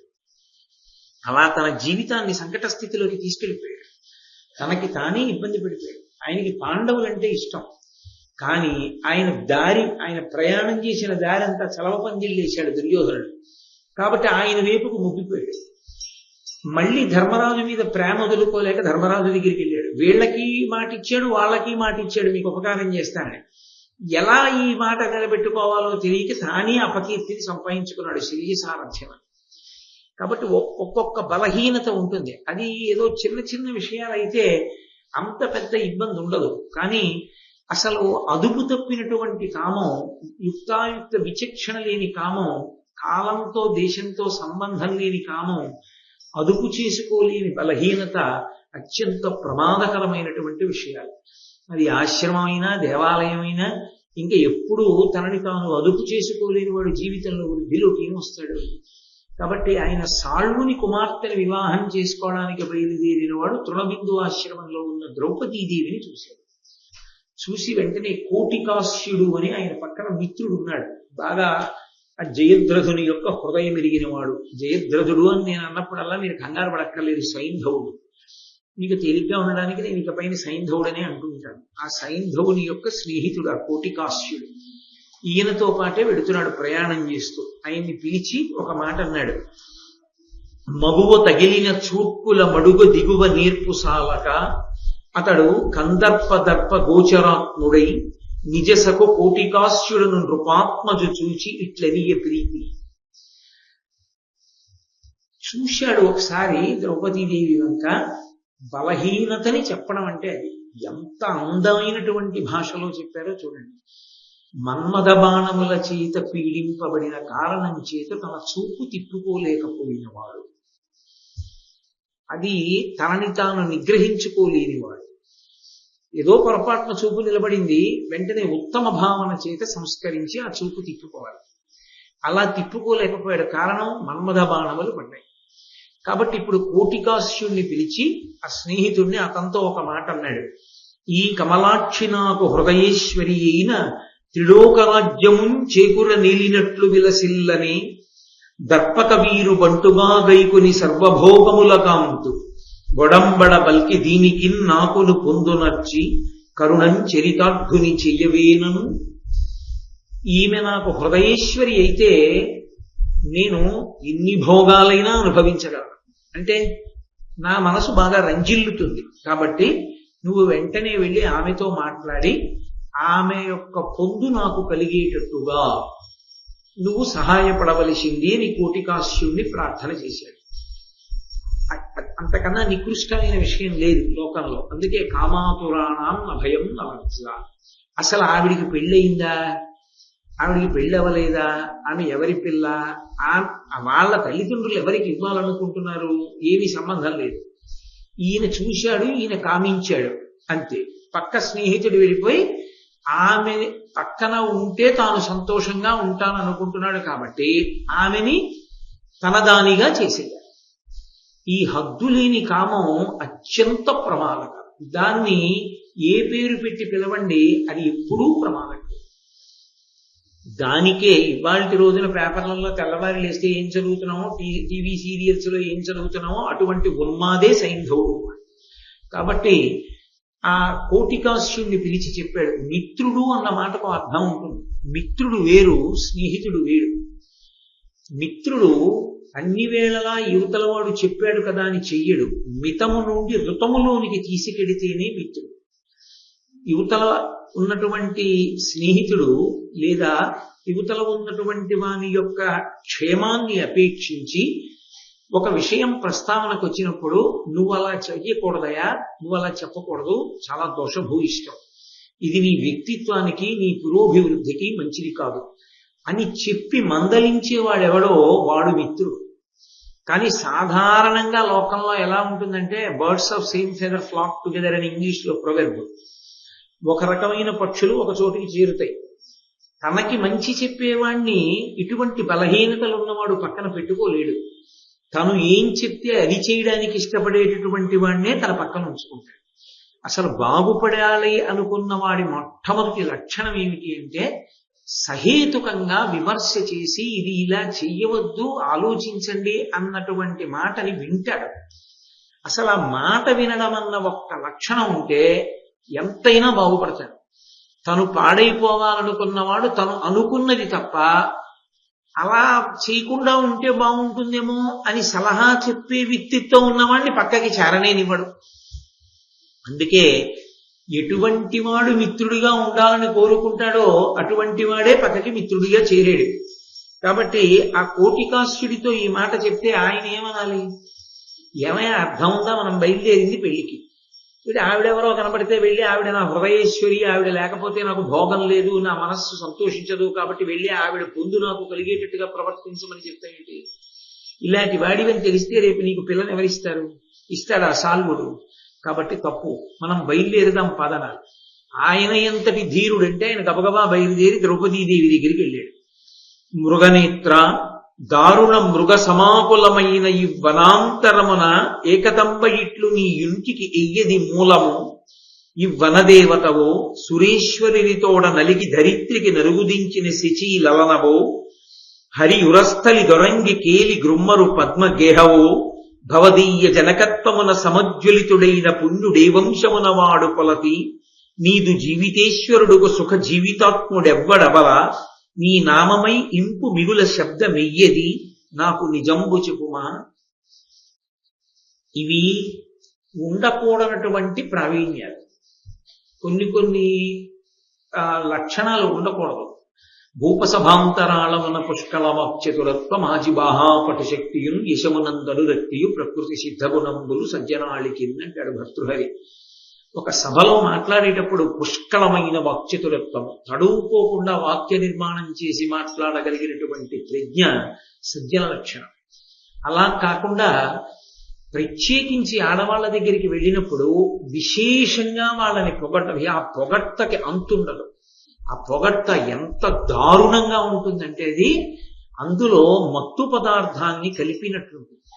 మీరు రామాయణాన్ని పరిశీలనం చేస్తే పరస్త్రీని వశం చేసుకోవడానికి మాట్లాడడానికో యూనివర్సిటీ పెడితే దానికి వైస్ ఛాన్సలర్ గా వేయవలసిన వాడు రావణాసురుడు. వాణ్ణి మించి ఆ విద్య తెలిసినవాడు ఇంకోడు లేడు. అని నిలబడింది సీతమ్మ ఒక్కతే. మళ్ళీ మహాభారతంలో ఈ కోటికాశ్యుడు ఒకడు కనపడతాడు. ఎంత విశేషమైన పొగడ్త మాట్లాడతాడంటే ఆ పొగడ్తలో తను వచ్చిన పని, తను అసలు ఇలా మాట్లాడచ్చా, మాట్లాడి అటువంటి విషయాలు అడగచ్చా, పొంతన కుదురుతుందా అని కూడా ఉండదు. అంత అర్ధరహితంగా ఉంటుంది ఆ పొగడ్త, అవతల వారిని ఆకర్షించి పాడు చేయడానికి. అందుకే అన్నాడు మృగనేత్ర, పిలవడమే. చాలా అందమైన కన్నులున్నదానా, లేడి కన్నులు ఎలా ఉంటాయో అటువంటి కన్నులున్నదానా, చాలా దారుణమైనటువంటి క్రూర మృగాలు సంచరించేటటువంటి అరణ్య ప్రాంతంలో ఒక్కదానివే నువ్వు ఎందుకున్నావు? ఆవిడ ఒక్కతే ఏం లేదు, తృణబిందు మహర్షి ఆశ్రమంలో ఉంది అంటే వాడికి ఆశ్రమం కనబడటం లేదు, అరణ్యం కనబడుతోంది, ఆవిడ కనబడుతోంది. అసలు నువ్వు ఇక్కడెందుకున్నావు? ఒకవేళ నువ్వు వనదేవతవా, ఇలా తిరగడానికి వచ్చావా? వనదేవత అయితే ఇలాంటి దుర్మార్గుడికి ఎందుకు దర్శనమిస్తుంది? సురేశ్వరిని తోడ నలిగి ధరిత్రికి నరూదించిన శిచీలనవో, ఒకవేళ దేవేంద్రుడి మీద ఏమైనా అలకొచ్చి భూమండలానికి దిగి వచ్చినటువంటి శచీదేవివా, హరి ఉరస్థలి తొరంగి కేలి గృమ్మరు పద్మగేహవో, శ్రీ మహావిష్ణువు యొక్క వక్షస్థలమునందుండి విహరించేటటువంటి జగన్మాత అయినటువంటి శ్రీ మహాలక్ష్మివా, భవదీయ జనకత్వమున సముజ్వలితుడైన పుణ్యుడేవంశము వాడు కొలతి, నీకు జన్మనిచ్చాడు అనిపించుకుని నీకు తండ్రినయ్యాడు అనిపించుకునేటటువంటి అదృష్టాన్ని పొందినటువంటి ఆ వ్యక్తి ఎవరు? నీవు జీవితేశ్వరుడుకు సుఖ జీవితాత్ముడెవ్వడవలా? నీ యొక్క జీవితేశ్వరుడు అంటే నీకు భర్త అయిన కారణం చేత ఇక ప్రపంచంలో పొందవలసిన సుఖాలన్నీ పొందినటువంటి వాడెవరు? నీ నామమై ఇంపు మిగులు శబ్దమెయ్యది. ప్రపంచంలో ఎన్నో పేర్లుంటాయి, అవన్నీ శబ్దాలు. ఏ శబ్దం అదృష్టం చేసుకుంది నీ పేరుగా? నీ పేరేమిటి అని అడగడం మానేసి ఆ పేరు పిలిచినప్పుడు శబ్దం వస్తుందిగా, ఏ శబ్దం నీ పేరుగా ఉండడానికి అదృష్టం చేసుకుందో నాకు చెప్పు. అయ్య బాబోయ్, ఇంతకన్నా దారుణమైన పొగడ్తలు ఉంటాయి. వాడి గుండెల నిండా విషం. వాడి ఎంత పాడు చెయ్యాలో అంత పాడు చేయడానికి వచ్చాడు. వాడి మాటలు అంత మధురం. ఎంత దారుణంగా ఉంటాయో చూడండి వ్యక్తిత్వాలు. కాబట్టి నీ నామమై ఇంపు మిగులు శబ్దమెయ్యది నాకు నిజంబు చెప్పుమా. కాబట్టి అందరికన్నా ఎవరి విషయంలో చాలా జాగ్రత్తగా ఉండాలి స్త్రీ అంటే, తగినంత పరిచయం లేకుండా అతిగా పొగిడే వ్యక్తిని దగ్గరికి రాలేదు. వాడే అత్యంత ప్రమాదకారి. అందుకే ద్రౌపదీదేవి జవాబు అలా ఉంటుంది కోటికాశ్యుడితో. అని నీ భర్తలెవరు అని అడిగి, చూశావా సవ్వీరపుత్రులైనటువంటి 12 మంది రాజకుమారులు మెరిసిపోతూ అక్కడ రథాల మీద నిలబడి సేవిస్తుంటే, ఆ రాజకుమారుల చేత సేవింపబడుతున్న వాడై అక్కడ ఉన్నటువంటి ఆ సింధు సవ్వీర దేశములకు అధిపతి అయినటువంటి సైంధవుడు మధ్యలో ఒక మత్తగజం మీద కూర్చున్నాడు. చూడు, నీ వంకే చూస్తున్నాడు. ఆయన నువ్వెవరో ఏమిటో వివరం కనుక్కురమ్మని నన్ను పంపాడు, అందుకొచ్చాను. చూసావా, నీ వంకే చూస్తున్నాడు, నువ్వు చూడు ఆయన వంక. అసలు అలా మాట్లాడచ్చా వీడు వచ్చినవాడు?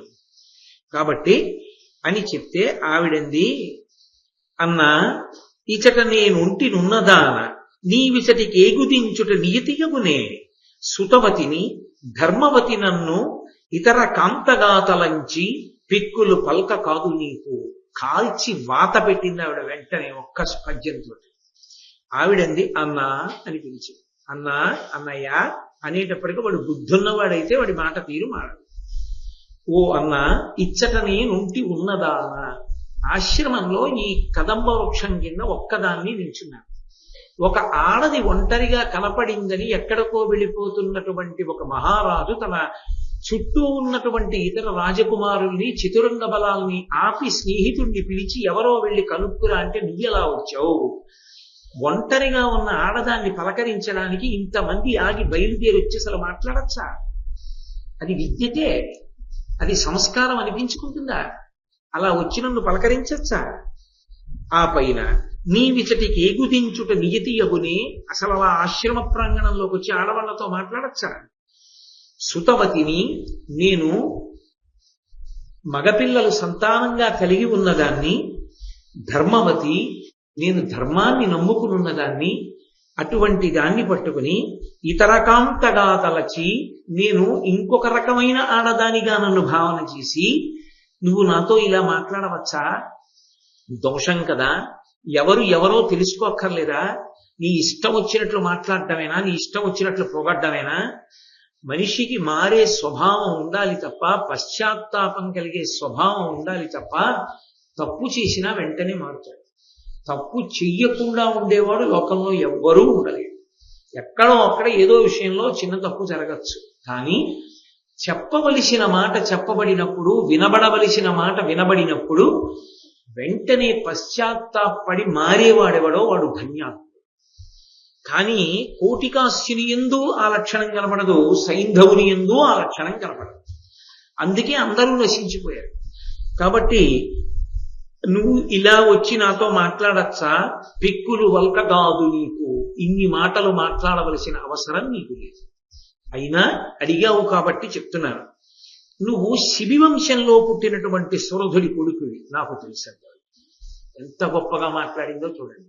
శిబి చక్రవర్తి గురించి మొన్ననే మీరు విన్నారు.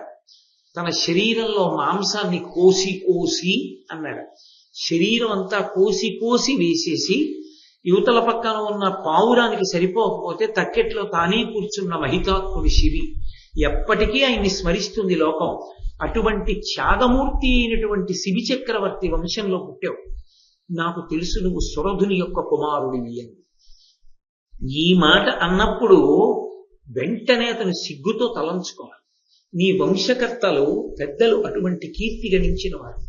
అటువంటి కీర్తి గణించిన మహాపురుషుల వంశంలో ఇంత బేలగాడి ఎలా పుట్టావు? నీకు సిగ్గు లేదు ఇలా మాట్లాడడానికి అని అడగకుండా అడిగింది ఆవిడ. కాబట్టి నాకు తెలుసు, నేనెవరినో తెలుసా? పాంచాల దేశాధిపతి అయినటువంటి ద్రుపద మహారాజు గారి యొక్క కుమార్తెని. ఈ మాట అనగానే ఆయనకి తెలియాలి, ఆమె నీ తండ్రి ఎవరు అని కదూ అడిగాడు. అసలు ద్రౌపదీదేవి లౌకికంగా స్త్రీ పురుషులకు జన్మించినది కాదు, ఆమె యాజ్ఞశీలి. ద్రుపద మహారాజు గారు యజ్ఞం చేస్తే ఆ యజ్ఞ సంభవ, యజ్ఞంలోంచి పైకొచ్చింది ఆవిడ. కాబట్టి వస్తూనే నల్లని రంగులో పైకొచ్చింది కాబట్టి కృష్ణ అని పిలిచారు ఆవిడ. కృష్ణ అని పేరున్న వాళ్ళు ఇద్దరు, శ్రీకృష్ణ భగవానుడు, మహాతల్లి పరమసాధ్వి పరమపతివ్రత ద్రౌపదీదేవి. కాబట్టి నేను పాంచాల భూపతి అయినటువంటి ద్రుపద మహారాజు గారి కుమార్తె. యజ్ఞం ఆయన చేశాడు కాబట్టి బిడ్డలను అపేక్షించి ద్రుపద పుత్రికయి ద్రౌపది అని పేరుగాంచింది. నేను అటువంటి దానం. కాబట్టి అయోనిజం. ఇప్పటికైనా నా గురించి నువ్వు తెలుసుకుంటే మర్యాదతో తిరిగి వెళ్ళిపోవలసి ఉంటుంది. కాబట్టి నన్ను కృష్ణ అంటారు. నేను పాండురాజు పుత్రులైనటువంటి ధర్మరాజు, భీముడు, అర్జునుడు, నకులుడు, సహదేవుడు అనబడేటటువంటి 5 యొక్క ఇల్లాలిని. పుత్రుల నువ్వు ఆ పుత్రుల బాధ్యత నేను తీసుకొని పుత్రవతిని ధర్మమునందు నిలబడి ఉన్నదాన్ని. 4 దిక్కుల యందు వేటాడడం కోసమని నా భర్తలు వెళ్ళారు. వాళ్ళు కొద్దిసేపట్లో తిరిగి వస్తారు. కనీసం ఆ భయానికైనా వెళ్ళిపోతాడు. కాబట్టి కొద్దిసేపట్లో వాళ్ళు తిరిగి వచ్చేస్తారు. కాబట్టి నువ్వు ఇలా మాట్లాడకూడదని ఆమె తన వస్త్రాన్ని నిండుగా కప్పుకుని లోపలికి వెళ్ళిపోయింది ఆశ్రమంలో. వెళ్ళిపోతే ఈవిడ ఏం మాట్లాడిందో చెప్పలేదు కోటికాస్యం. అది అక్కడ ఉన్నటువంటి దుర్మార్గం ఏంటంటే ఆమె మాట తీరుని బట్టి ఆమె సామాన్యకాంత కాదు. కాబట్టి నువ్వు ఆమెని అపేక్షించకూడదు అని చెప్పడం మిత్రవాక్యం. అందుకే ప్రతి పనికి మాలిన వాడిని చూపించి వీడు నా మిత్రుడంటని పరిచయం చేయకూడదు. ప్రతివాడు మిత్రుడు అవడు. ప్రపంచంలో మిత్రుడు ఒక్కడే ఉంటాడు. జీవితం మొత్తం మీద ఒక్కడు చాలు మిత్రుడు. ఆయన నిర్మోహమాటంగా చెప్తాడు, ఇది ఇలా చెయ్యకోయ్, ఇది ఇలా చేసుకోబోయ్ అని చెప్తాడు. మితము నుండి ఋతమునకెత్తుతాడు. మిగిలిన వాళ్ళది స్నేహ సంబంధం. స్నేహ అంటే అంటుకుని ఉండడం. ఏదో కొంతకాలం కొన్ని కారణాలకు అంటుకుని ఉంటారు. ఆ తర్వాత వేరు కారణాలకు విడిపోతారు. విడిపోయిన తర్వాత ఇక స్మరిస్తారన్న నమ్మకం కూడా ఏముండదు. కానీ మిత్రుడు అలా కాదు. ఎక్కడ ఉన్నా ఇతని యొక్క అభ్యున్నతిని కోరుకుంటుంటాడు. అదిగో ఆయన మిత్రుడు. మిత్రుడు కాడు కోటికాస్యుడు అనుకుంటున్నాడు సైంధవుడు. కాబట్టి యథాతథంగా ద్రౌపదీదేవి ఏం మాట్లాడిందో అది చెప్పలేదు. ఎందుకని అంటే సైంధవుడు ప్రీతి పొందడమే ఆయనకు కావాలి. సైంధవుడు తన పట్ల సంతోషించాలి. ఆ పైన సైంధవుడు ఏదైనా దుష్టచేష్టితం చేసి పాపపు పని చేస్తే ఆ కర్మ వాడి. ఒకవేళ దానివల్ల విపత్కర పరిణామం ఏర్పడితే అనుభవించేవాడు సైంధవుడు. ఇది ఆయనకున్నటువంటి సుహృద్భావన. అటువంటి వారితో స్నేహాన్ని పొంది ఉండడం ఎంత ప్రమాదకరమో తెలుస్తుంది. కాబట్టి పిలిచి ఆ సైంధవుడితో అన్నాడు, ఆమె పాండవుల ఇల్లాలు. నువ్వు అడిగినటువంటి వివరాలు కనుక్కున్నాను. ఆమె పాంచాల దేశాధిపతి అయినటువంటి ద్రుపదరాజు కుమార్తె అని చెప్పాడు తప్ప నన్ను మందలించుకుగా మాట్లాడిందన్న విషయాన్ని ఆయన చెప్పలేదు. వెంటనే సైంధవుడు గబగబా ఆశ్రమ ప్రాంగణంలోకి వెళ్ళాడు. ద్రౌపదీదేవి ఉన్న కుటీరంలోకి ప్రవేశించాడు. ప్రవేశించి ఆవిడతో అన్నాడు, వామాక్షి, నీకు కుశలమే? నీ మనమెవ్వారియందు నిత్య ప్రేమంబై మెరయు అట్టి సొబగులు నీ మగలేవురకు ఇప్పుడు నెమ్మదియమది. ఆవిడితో అన్నాడు, ఓ వామాక్షి, అందమైన కన్నులున్నదాన అలా పిలవక్కర్లేదు, సోదరి అని పిలవచ్చు. ఎందుకంటే వాళ్ళిద్దరిది అన్నా చెల్లెళ్ల బంధం అవుతుంది. దుస్సల భర్త కదూ, దుస్సల భర్త కాబట్టి అన్నా చెల్లెళ్ళు అవుతారు వాళ్ళు. కాబట్టి ప్రేమ పురస్సరంగా పిలవచ్చు. కానీ వాడి హృదయం అటువంటిది. కాబట్టి ఓ వామాక్షి అని పిలిచి, నీకు కుశలమే? నువ్వు క్షేమంగా ఉన్నావా? నీ మనసు ఎప్పుడూ ఎవరి ఎందుంటుందో అటువంటి నీ భర్తల ఐదుగురు క్షేమంగా ఉన్నారా? వాళ్ళు సొబగులు అంటే వాళ్ళు చాలా సౌందర్యవంతులు. ఎందుకో తెలుసా? ఎప్పుడూ నీ మనసు వాళ్ళ ఎందుంటుంది కాబట్టి. వాళ్ళ సౌందర్యం ఏమిటంటేట, ఈవిడ మనసు వాళ్ళ ఎందుంటుంది అంతే. వాళ్ళ ధర్మం కానీ ఆవిడ పాతివృత్యం కానీ వాళ్ళ పరాక్రమం కానీ ఆయన దృష్టిలోకి వెళ్ళలేదు. అంటే విషయం ఎటు తిరిగి ఆవిడ సౌందర్యం మీదే నిలబడుతోంది. నీ మగలేవురకు ఇప్పుడు నెమ్మదియమదిన్, నీ భర్తలు ఐదుగురు ఇప్పుడు సంతోషంగా ఉన్నారా అని అడిగాడు. అడిగితే ద్రౌపదీదేవి మాట్లాడుతూ అంది, స్థిరమతులైన పార్థులకు సేమమా, నీకు అనామయంబే భూవరా, తగ విందవైతి కురువర్యుల ఇంటికి, అట్లు కావునన్ పరువడిన ఆసనక్రియయు పాద్యము గైకును మాదరంబుతో సరసకురంగమంసముల జల్పము భోజన కృత్యమిత్తరిన్. ఆవిడ ఎంతో మర్యాదతో మాట్లాడింది. కారణం ఏంటి? ఇంటికి వచ్చినటువంటి వాళ్ళలో అత్యంత గౌరవాన్ని పొందవలసినటువంటి వ్యక్తులు కొంతమంది ఉంటారు. గృహస్థాశ్రమంలో ఉన్నవాడికి ఇంటికి వచ్చినప్పుడు గౌరవించవలసిన వాడెవరు అంటే అల్లుడు. ఇంటి అల్లుడు వచ్చినప్పుడు ఎంతో గౌరవిస్తారు. ఇంటి అల్లుడు అన్న మాటకి తన కడుపున పుట్టిన కుమార్తె భర్తయే అయి ఉండక్కర్లేదు, తన చెల్లెలి భర్త కూడా తన ఇంటికి అల్లుడే. ఎందుకంటే నాన్నగారికి కూతురు కదూ. కాబట్టి తన ఇంటి ఆడబడుచు యొక్క భర్త కాబట్టి నాన్నగారు ఇంటికి పెద్దవారు కనుక ఇంటి అల్లుడైన. కాబట్టి బావగారిని కూడా అంత గౌరవించవలసి ఉంటుంది. కాబట్టి ఆవిడ ఎంత ధర్మాన్ని దృష్టిలో పెట్టుకుని మాట్లాడిందంటే, స్థిరమతులైన పార్థులకు సేమమా. ఆవిడ మొట్టమొదటి మాట ఏమని ప్రయోగించిందంటే, ఆ పాండుపుత్రులైనటువంటి పాండవులందరూ క్షేమం, వాళ్ళు స్థిరమతులు. అంటే వాళ్ళ బుద్ధి స్థిరంగా ఉంటుంది, ఎప్పుడూ ఒకదాని ఎందే నిలబడి ఉంటుంది. దేని ఎందు? నువ్వనుకున్నట్టు నా ఎందో, నా మనసు వాళ్ళ ఎందో కాదు. తప్పు నువ్వు అనుకున్నది ధర్మమునందు ఎప్పుడూ నిలబడినటువంటి మనసు కలిగినటువంటి వాళ్ళు. కాబట్టి స్థిరమతులైన పార్థులకు క్షేమమా, ధర్మాన్ని పట్టుకున్న వాళ్ళు కాబట్టి వాళ్ళు క్షేమం. వాళ్ళకి ఇల్లాలినైనందుకు నేను క్షేమం. మా క్షేమం జోలికొస్తే నీకు క్షేమం కాదు. పరోక్షంగా ఆవిడ మొట్టమొదటి పద్యంలోనే మొట్టమొదటి మాటలోనే చెప్పుతూ క్షేమం అడిగాడు కాబట్టి క్షేమం చెప్తాడు. ఇంటికి అల్లుడు కనుక తన భర్తలు వస్తే అదేమిటి, బావగారు వస్తే నువ్వు అలాగా మా వాళ్ళు వచ్చే వరకు బయట నించోండి, మా ఆయన వచ్చే వరకు అనకూడదు కదా, నీకు అన్నగారి వరుస కదా, పరమప్రీతితో లోపలికి పిలిచి కూర్చోపెట్టాలి కదా, ధర్మం తప్పేవే అని అడుగుతారు. ఇంటి అల్లుడిని వాళ్ళు గౌరవించడం అంటే ఇంటి ఇల్లాలు కూడా గౌరవించాలి అన్నగారు కాబట్టి ఆవిడ ఎంత పవిత్ర హృదయంతో మాట్లాడిందంటే, నీకు అనామయం భూవరా, నీకు అనారోగ్యం లేకుండా ఉందా, నువ్వు ఆరోగ్యంగా ఉన్నావా అని అడుగుతాడు ఎవరైనా. ఆవిడ నువ్వు ఆరోగ్యంగా ఉన్నావా అని అడగలేదు, నీకు అనారోగ్యం లేదు కదా. అనారోగ్యం లేదు కదా అని ఎందుకంటే కనపడుతోంది మానసికమైన అనారోగ్యం. కాబట్టి నీకు అనారోగ్యం లేదు కదా. ఏమి మాటలండి మహాతల్లివి. ద్రౌపదీదేవి పడినన్ని కష్టాలు మహాభారతంలో ఎవరు ఉండరు. ఇంకా నేను అలా అనకూడదు కానీ శ్రీరామాయణంలో సీతమ్మ తల్లిని రావణాసురుడు చెరపట్టాడు కానీ ద్రౌపదీదేవిని కీచకుడు, సైంధవుడు, దుర్యోధనుడు, కర్ణుడు మాటల చేత ఆ తల్లిని ఇబ్బంది పెట్టని వాళ్ళు ఎవరున్నారు. ఎన్ని బాధలు పడిందో, ఎన్ని కష్టాలు పడిందో. యాజ్ఞసీని అయినందుకు ప్రతివాడి కన్నూ ఆమె సౌందర్యం మీదే. కాబట్టి నీకు అనామయం భూవరా తగ విందవైతి కురువర్గ్యుల ఇంటికి. చాలా సంతోషమయ్యా, నువ్వు కురువంశంలో పుట్టినటువంటి మహాకీర్తివంతులైన పాండవుల ఇంటికి అతిథివి. ఎందుకని అంటే ఈ ఇంటి అల్లుడి కాబట్టి నువ్వు అతిథి వచ్చావు, చాలా సంతోషం. అట్లు కావునన్ పరువడి ఆసన క్రియయు, ఆ కారణం చేత నీకు కొన్ని ఉపచారములు జరగాలి, ఈ ఇంట కొన్ని మర్యాదలు జరగాలి. ఏమిటది ఆసన క్రియ? ఆసన క్రియ అంటే కూర్చోమని. ఇంట్లో అల్లుడు అనేటటువంటి వాడు కూర్చోడానికి ఒక సౌకర్యంగా కూర్చోబెట్టాలి. అంతేకాని ఇంటికి ఎంతమంది వచ్చినా సరే అల్లుడు గారిని లేచి మీరు వెళ్ళిపోండి అనడమో, లేకపోతే అల్లుడి పక్కన 10 మందిని కూర్చోబెట్టి ఇరుగ్గా కూర్చోబెట్టడమో చేయకూడదు. ఒక మర్యాద ఏమిటి అంటే ఆసన క్రియ. చక్కగా కూర్చోవడానికి వీలైనటువంటి ఆసనాన్ని కల్పించాలి ఆయనకి. కాబట్టి నీకు ఆసన క్రియ జరగాలి. ఆమె ఎంత గొప్ప ఇల్లాలండి మహాతల్లి, ఎటువంటి ధర్మం మాట్లాడుతుంది. కాబట్టి నువ్వు చక్కగా అలా కూర్చో.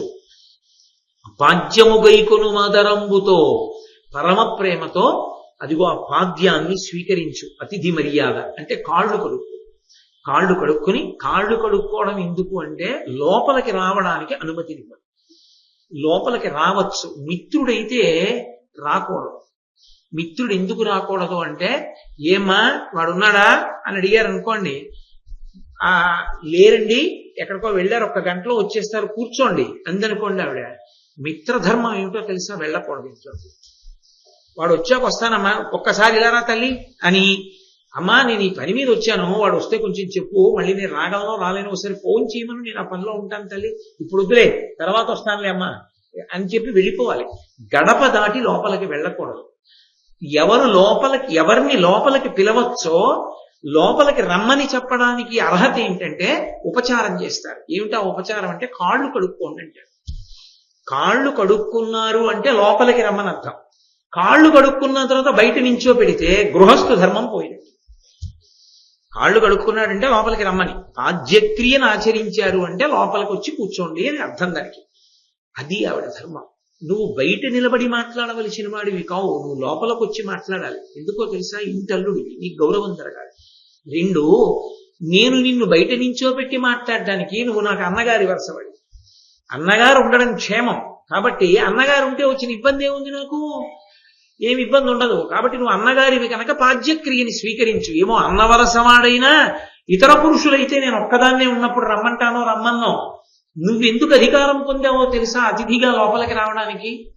స్థిరమతులైన పాండవులకు నువ్వు ఇంటి అల్లుడి వరసవుతావు, బావగారి అవుతావు, అందుకని గౌరవం చెయ్యాలి. కాబట్టి పాద్యక్రియ స్వీకరించు. పాద్యము గైకొను అదరంబుతో సరస కురంగ మాంసముల జల్పము భోజన కృత్యమిత్తరిన్. నువ్వు చాలా చక్కనైనటువంటి లేడి పిల్లల్ని చంపి తీసుకొచ్చారు పాండవులు, వాటిని నేను పచనం చేసి వండి ఉంచాను. భోజనానికి కూర్చుంటే కూర్చో, భోజనం వడ్డిస్తాను, ఆ లేడి మాంసంతో కూడినటువంటి భోజనాన్ని స్వీకరించు. ఎందుకని ఇంటి అల్లుడు అన్న తర్వాత వచ్చాక మర్యాద ఉంటుంది, భోజనం పెట్టాలి. కాబట్టి ఆ తల్లి భోజనం పెడతాను కూర్చున్నది. అంటే ఆమె ఒక చెల్లెలిగా భావన చేస్తాను, చెల్లెలిగా నిలబడింది, తన ధర్మమునకు తాను కట్టుబడి. నేను మీతో రోజూ తల కొట్టుకుని మాట్లాడుతున్నా, ఎవరు ధర్మాన్ని పట్టుకున్నాడో వాడు పాడయ్యే అవకాశము ఉండదు.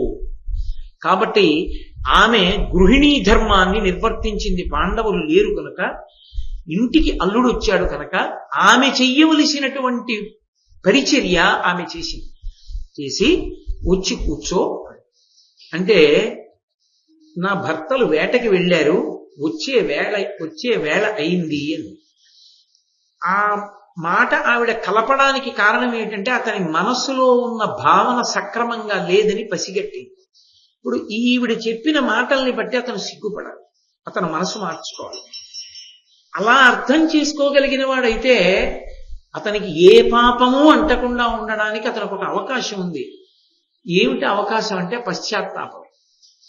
చెల్లెమ్మ అని వెంటనే పిలిచి, ఎంత సంతోషం అమ్మా, అన్నం పెడతానన్నావు, చాలా సంతోషం అమ్మా, కానీ నేను వివాహానికి బయలుదేరుతున్నాను. ఫోన్లే మార్గమధ్యంలో చెల్లెలివి కనపడ్డావు అమ్మా, నీ శుభాకాంక్షలు తెలియచేయి, నేను బయలుదేరుతున్నానమ్మా అని బయలుదేరచ్చు. అలా మారే లక్షణం అసలు లేదనమాట. అది ప్రమాదం. ఇప్పుడు ఇక్కడే మీకు ఏం తెలిసిపోతోందంటే, సైంధవుడికి ఒకళ్ళు చెప్పినటువంటి మాట వినే లక్షణం లేదు. తాను అనుకున్నది తాను సాధించడానికి ప్రతీకారం వైపుకే వెడుతూ ఉంటాడు, అది అతని లక్షణం. కాబట్టి అది అత్యంత ప్రమాదకరం. అది ఏం ఉపయోగపడుతుంది అంటే ఏమీ చెప్పలేం, కానీ చిట్ట చివరికి యుగ యుగాలకి కావలసినంత దుష్కీర్తిని ఆర్జించుకుంటారు. ఆ దుష్కీర్తే మిగిలిపోయింది సైంధవుడికి. సైంధవుల్లో అడ్డుపడ్డాడు రా అన్న మాట వచ్చింది. అది చివరికి ఎందుకు వచ్చిందో మీకు చూపిస్తాను. కాబట్టి ఆయన అన్నాడు, అనవుడు సైంధవుండనియే అంబుజలోచన, నీవు మాకు చేయు అతిథ పూజలన్నీయు ఒక్కటనైన కొరంత లేక వచ్చియున్నవి, మన్మధాస్త్రముల చిక్కున గారియ వందెడెందము, ఇంకనను కృతార్థము చేయుతగన్ రథమెక్కుము లెమ్ము నిమ్మితో. నువ్వు నాకు చెయ్యవలసినటువంటి అతిథి మర్యాదలన్నీ చేసేసినట్లే. ఆమె చెల్లెలుగా చేస్తోంది ఉపచారం. ఈయన నువ్వు నాకు చెయ్యవలసిన ఉపచారములు ఏ ఉన్నాయో అవన్నీ చేశావు, కానీ నా మనస్సు మీద మన్మథ బాణాలు పడ్డాయి. ఆ మన్మథ బాణముల యొక్క తాపమును తీర్చడానికి కావలసిన ఉపచారం చేయడానికి రథం ఎక్కువ వెడదాం. ఆమె పైగా ధరణీరాజ్యము గోలిపోయి ఘనకాంతార స్థలీవాసులై శనివారెల్లను నవ్వ కుచ్చిత దశా సంప్రాప్తిమయ్యున్న ముష్కరులన్ పార్థుల కొల్చినన్ కలది సౌఖ్యంబు ఎంతయున్ బేలవై అరవిందానన శ్రీవిహీనుల గరం వర్ధింతురే కామిను. ఇలాంటి స్వభావం ఉన్నటువంటి ప్రతివాడు మాట్లాడేటటువంటి మాట రావణుడు ఏం మాట్లాడతాడో అదే సైంధవుడు మాట్లాడాడు. ఆయన అన్నాడు, రాజ్యమంతా కోల్పోయినటువంటి వాళ్ళు, ఎక్కడో భయంకరమైనటువంటి అరణ్యంలో ఉంటున్నటువంటి వాళ్ళు, చుట్టూ ఉన్నటువంటి వాళ్ళు, ఉన్న బంధువులందరూ వదిలిపెట్టేసినటువంటి వాళ్ళు, బంధువులు వదిలేశారా వాళ్ళని, వాళ్ళు సత్యానికి కట్టుబడి ఉండిపోయారు. వాళ్లే తెలుసుకుంటే ధరణీ మండలాన్ని నిమిషాల మీద శాసించగలరు. అటువంటి వాళ్ళు కుచ్చిత దశా సంప్రాప్తిమయ్యున్న చాలా కష్టాలలో పడి జీవిస్తున్నటువంటి వాళ్ళు ముష్కరులు, ఎందుకు చేతకాని వాళ్ళు. అటువంటి ఈ వృధా సంతానమైనటువంటి పాండవుల్ని, మాద్రి సంతానమైన వాళ్ళని నువ్వు భర్తలుగా స్వీకరించి ఏం సుఖపడతావు? సుఖపడాలనుకుంటే తామర పువ్వు లాంటి ముఖం ఉన్నదానా ఐశ్వర్యవంతులైనటువంటి వాళ్ళ చెంత చేరాలి. కాబట్టి నువ్వు అపారమైనటువంటి సంపద కలిగిన వాడిని నేను కాబట్టి వచ్చి నా సరసన చేరు అన్నాడు. అంటే అని నువ్వు ఇలా మాట్లాడచ్చా?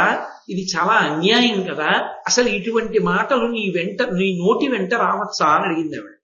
వనజాక్షి, రాజధర్మము వినవే, ఎన్నడును మనుజ విభులకు ప్రమదాజనుల వాని వెదకం చనదు, వలసినట్ల వేట్క సలుపక చెల్లు. ఓ ద్రౌపది, నువ్వు మన ఇద్దరి మధ్య ఉన్న బాంధవ్యాన్ని జ్ఞాపకం చేస్తున్నావు. నువ్వు నాకు చెల్లెలనవుతానంటున్నావు, నేను నీకు అన్నయ్యనవుతానంటున్నావు. ఇలా బంధుత్వాలు కలవడం, ఎక్కడో వాళ్ళ చెల్లెల్ని నాకు ఇచ్చి వివాహం చేశారు, అందుకని నువ్వు నాకు చెల్లెలు అవుతావు, నేను నీకు అన్నయ్యనవుతాను. ఈ దేహబంధుత్వాలన్నీ ఎవరి విషయంలో చెప్పాలో తెలుసా? సామాన్యుల విషయంలో అయితే తప్ప మహారాజుల విషయంలో అన్వయం కావు. ఇది ప్రమాదకరమైన మాట లోకంలో. ఏదంటే ధర్మాన్ని మార్చి మాట్లాడు. ధర్మాన్ని ధర్మంగా చెప్పకపోతే పీడాపోయేది, కానీ ధర్మాన్ని తన యొక్క కోరికకి అనుగుణంగా మార్చేసి ఎన్నడూ మాట్లాడకూడదు. నేను అలా మాట్లాడకూడదని చెప్పాలి. ధర్మం ఎంతో అంతే, మీరు తప్పే చేస్తున్నారని చెప్పండి తప్ప మీరు ఒప్పు చేస్తున్నారని సమర్థించడం నా వల్ల కాదు. ధర్మము తప్పితే ధర్మము తప్పినట్టే, ధర్మము ధర్మమే, అధర్మము అధర్మమే అన్న పూనికతో ఉండాలి తప్ప తనకి ఎప్పుడెప్పుడు ఏ అవకాశం కల్పింపబడాలని కోరుకుంటున్నాడో దానికి అనుగుణంగా ధర్మాన్ని మార్చి మాట్లాడడం సాధారణంగా ఇటువంటి రాక్షస ప్రవృత్తి ఉన్నటువంటి వాళ్ళ అందరి యందు కనపడుతుంది. కాబట్టి సామాన్యులకు అన్వయమైనటువంటి ధర్మాలు రాజులకు ఎందుకు అన్వయం అవుతాయి? రాజుల విషయంలో ఇటువంటి అనుబంధాలు ఉండవు. కాబట్టి రాజులు తమకి ఇష్టమైనటువంటి వస్తువు కనపడ్డప్పుడు దాన్ని అనుభవించవచ్చు. కాబట్టి దోషం ఏం లేదన్నాడు. ఇదే మాట అతని భార్యకు కూడా అన్వయం అవుతుందా? అంగీకరించలేదు. అదే రామాయణంలో రావణాసురుడికి పట్టుకున్న జాడ్యం. మీరు ఎక్కడ ఏ కావ్యం చదవండి, ఏ పురాణం చదవండి, సమకాలీన సమాజాన్ని మీరు పరిశీలించండి. తప్పు చెయ్యాలనుకున్నటువంటి ప్రతివాడు ధర్మాన్ని పక్కన పెట్టే మాట్లాడతాడు తప్ప ధర్మాన్ని మాట్లాడితే తన కార్యం ఎందుకు జరుగుతుంది? మీ అమ్మగారు నాన్నగారు నిర్ణయం చేసిన సంబంధం చేసుకోవడమే ఉత్తమం. కాబట్టి మీ అమ్మగారు నాన్నగారు మీ ఇంటి అల్లుడిగా నేను అంగీకరింపబడతానో లేదో కనుక్కో. వాళ్ళకి అంగీకారం అయితే నీ మెళ్ళలో తాళి కడతాను, వాళ్ళకి అంగీకారం కాకపోతే మనకు అటువంటి ఉద్దేశ్యం ఉండకూడదు అంటాడా? ఎందుకంటాడు? అలా అనడు. అదేంటి, ఇంత వయసు వచ్చిన తర్వాత ఇంకా నీకెవరు భర్తగా ఉండాలో కూడా మీ తల్లి తండ్రి నిర్ణయిస్తారా? ఇక ఈ వయస్సులో నిర్ణయించుకోవడం నీ అధికారం, నీ స్వేచ్ఛ, కాదనడానికి వాళ్ళెవరు అంటాడు. అంటే తన కార్యము నెరవేరడం కోసం కన్న తల్లిదండ్రుల పెద్దరికాన్ని కూడా ఫలంగా పెట్టి మాట్లాడతాడు. అది తెలుసుకోవలసినటువంటి విచక్షణ జ్ఞానం అవతల వారికి ఉండాలి. ఆ జ్ఞానం లేదనుకోండి ఖచ్చితంగా వెళ్ళి ఏదో ఓ చిన్న వడమొక్క కోసం ఆశపడి ఎలక బోన్లో పడ్డట్టు పడతాడు. అందుకే కేవలం కాలేజీకి వెళ్ళడం, కేవలం చదువుకోవడానికి వెళ్ళడం కాదు, వెనక విచక్షణ జ్ఞానం కూడా వయసుతో పాటు పెరగడం అవసరం.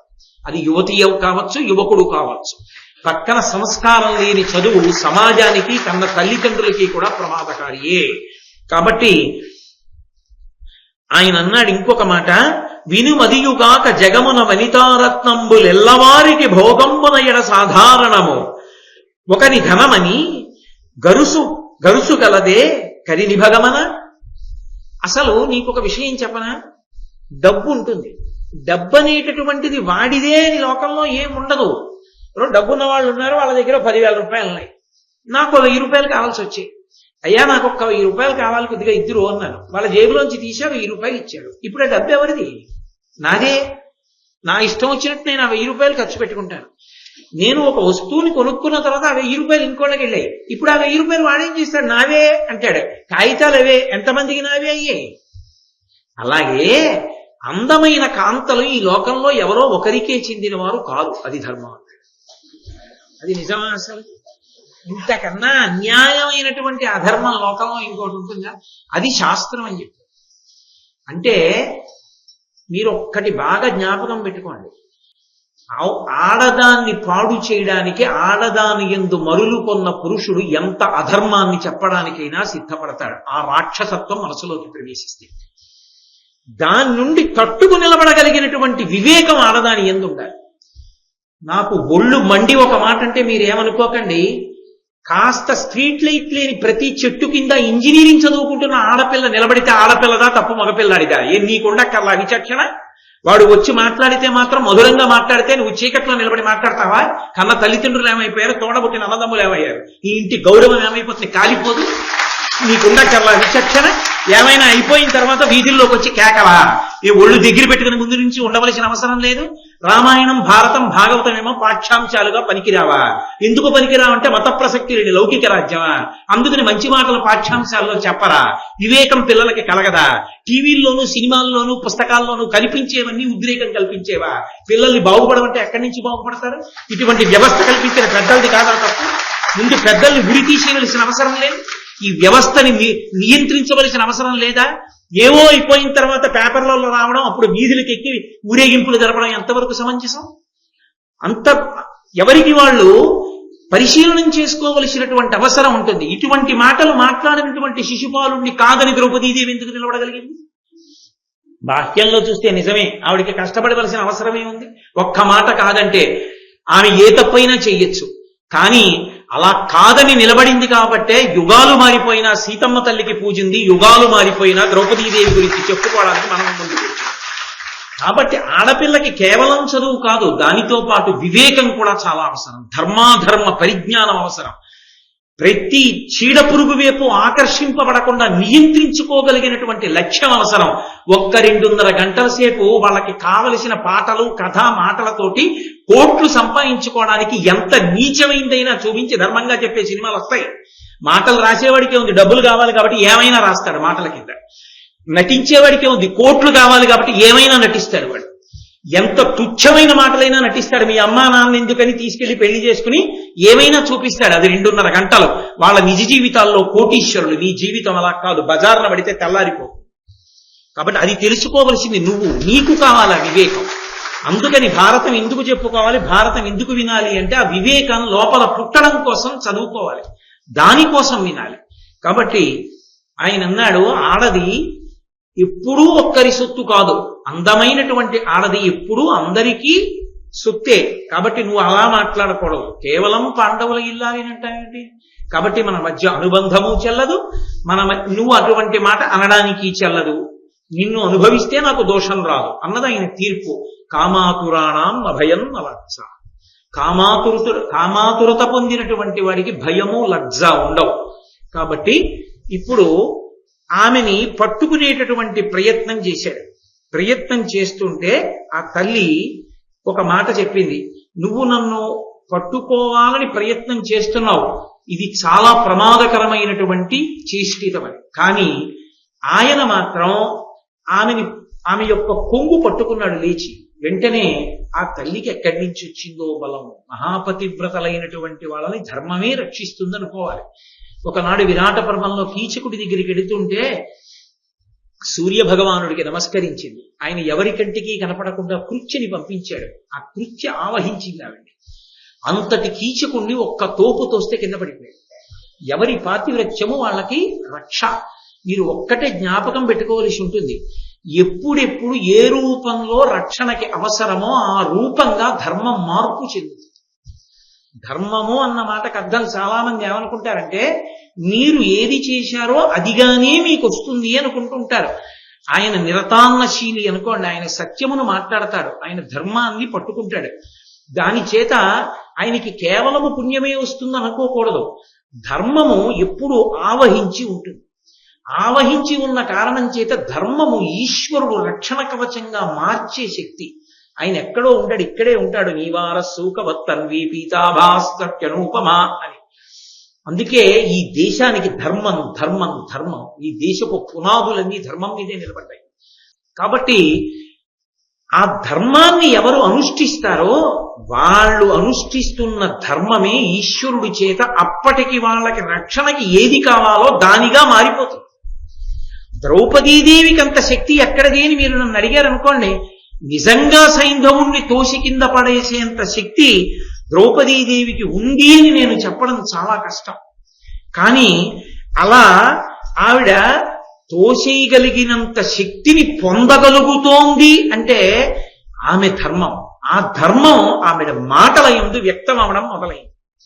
ఆమె మనసులో సైంధవుడి మాటలకి లొంగలేదు అనడానికి ఆమె పరమ ధార్మికురాలు, పరమపతివ్రత. వీడు పాండవులు ఎక్కడో అరణ్యాల్లో తిరుగుతున్నారు, రాజ్యభ్రష్టుడు అంటున్నాడు. కానీ వాళ్ళ యందు ఆమెకి ఎంత గౌరవం ఉందో, ఎంత భక్తి ఉందో ఆమె మాటల చేత ప్రకటితమవుతుంది. అంటే ఆమె ధర్మమునందు నిలబడి ఉన్నదని గుర్తు. ఇప్పుడు ఈ ధర్మము శిశుపాలుణ్ణి ఎలా తోసేసే శక్తిగా మారుతుందో మీరు ఎదర చూద్దరు కానీ.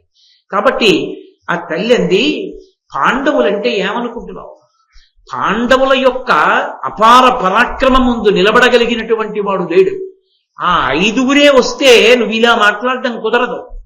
వాళ్ళ బాణ పరంపరల ముందు, వాళ్ళ యొక్క పరాక్రమం ముందు ఎవరైనా సరే కూలిపోవలసింది.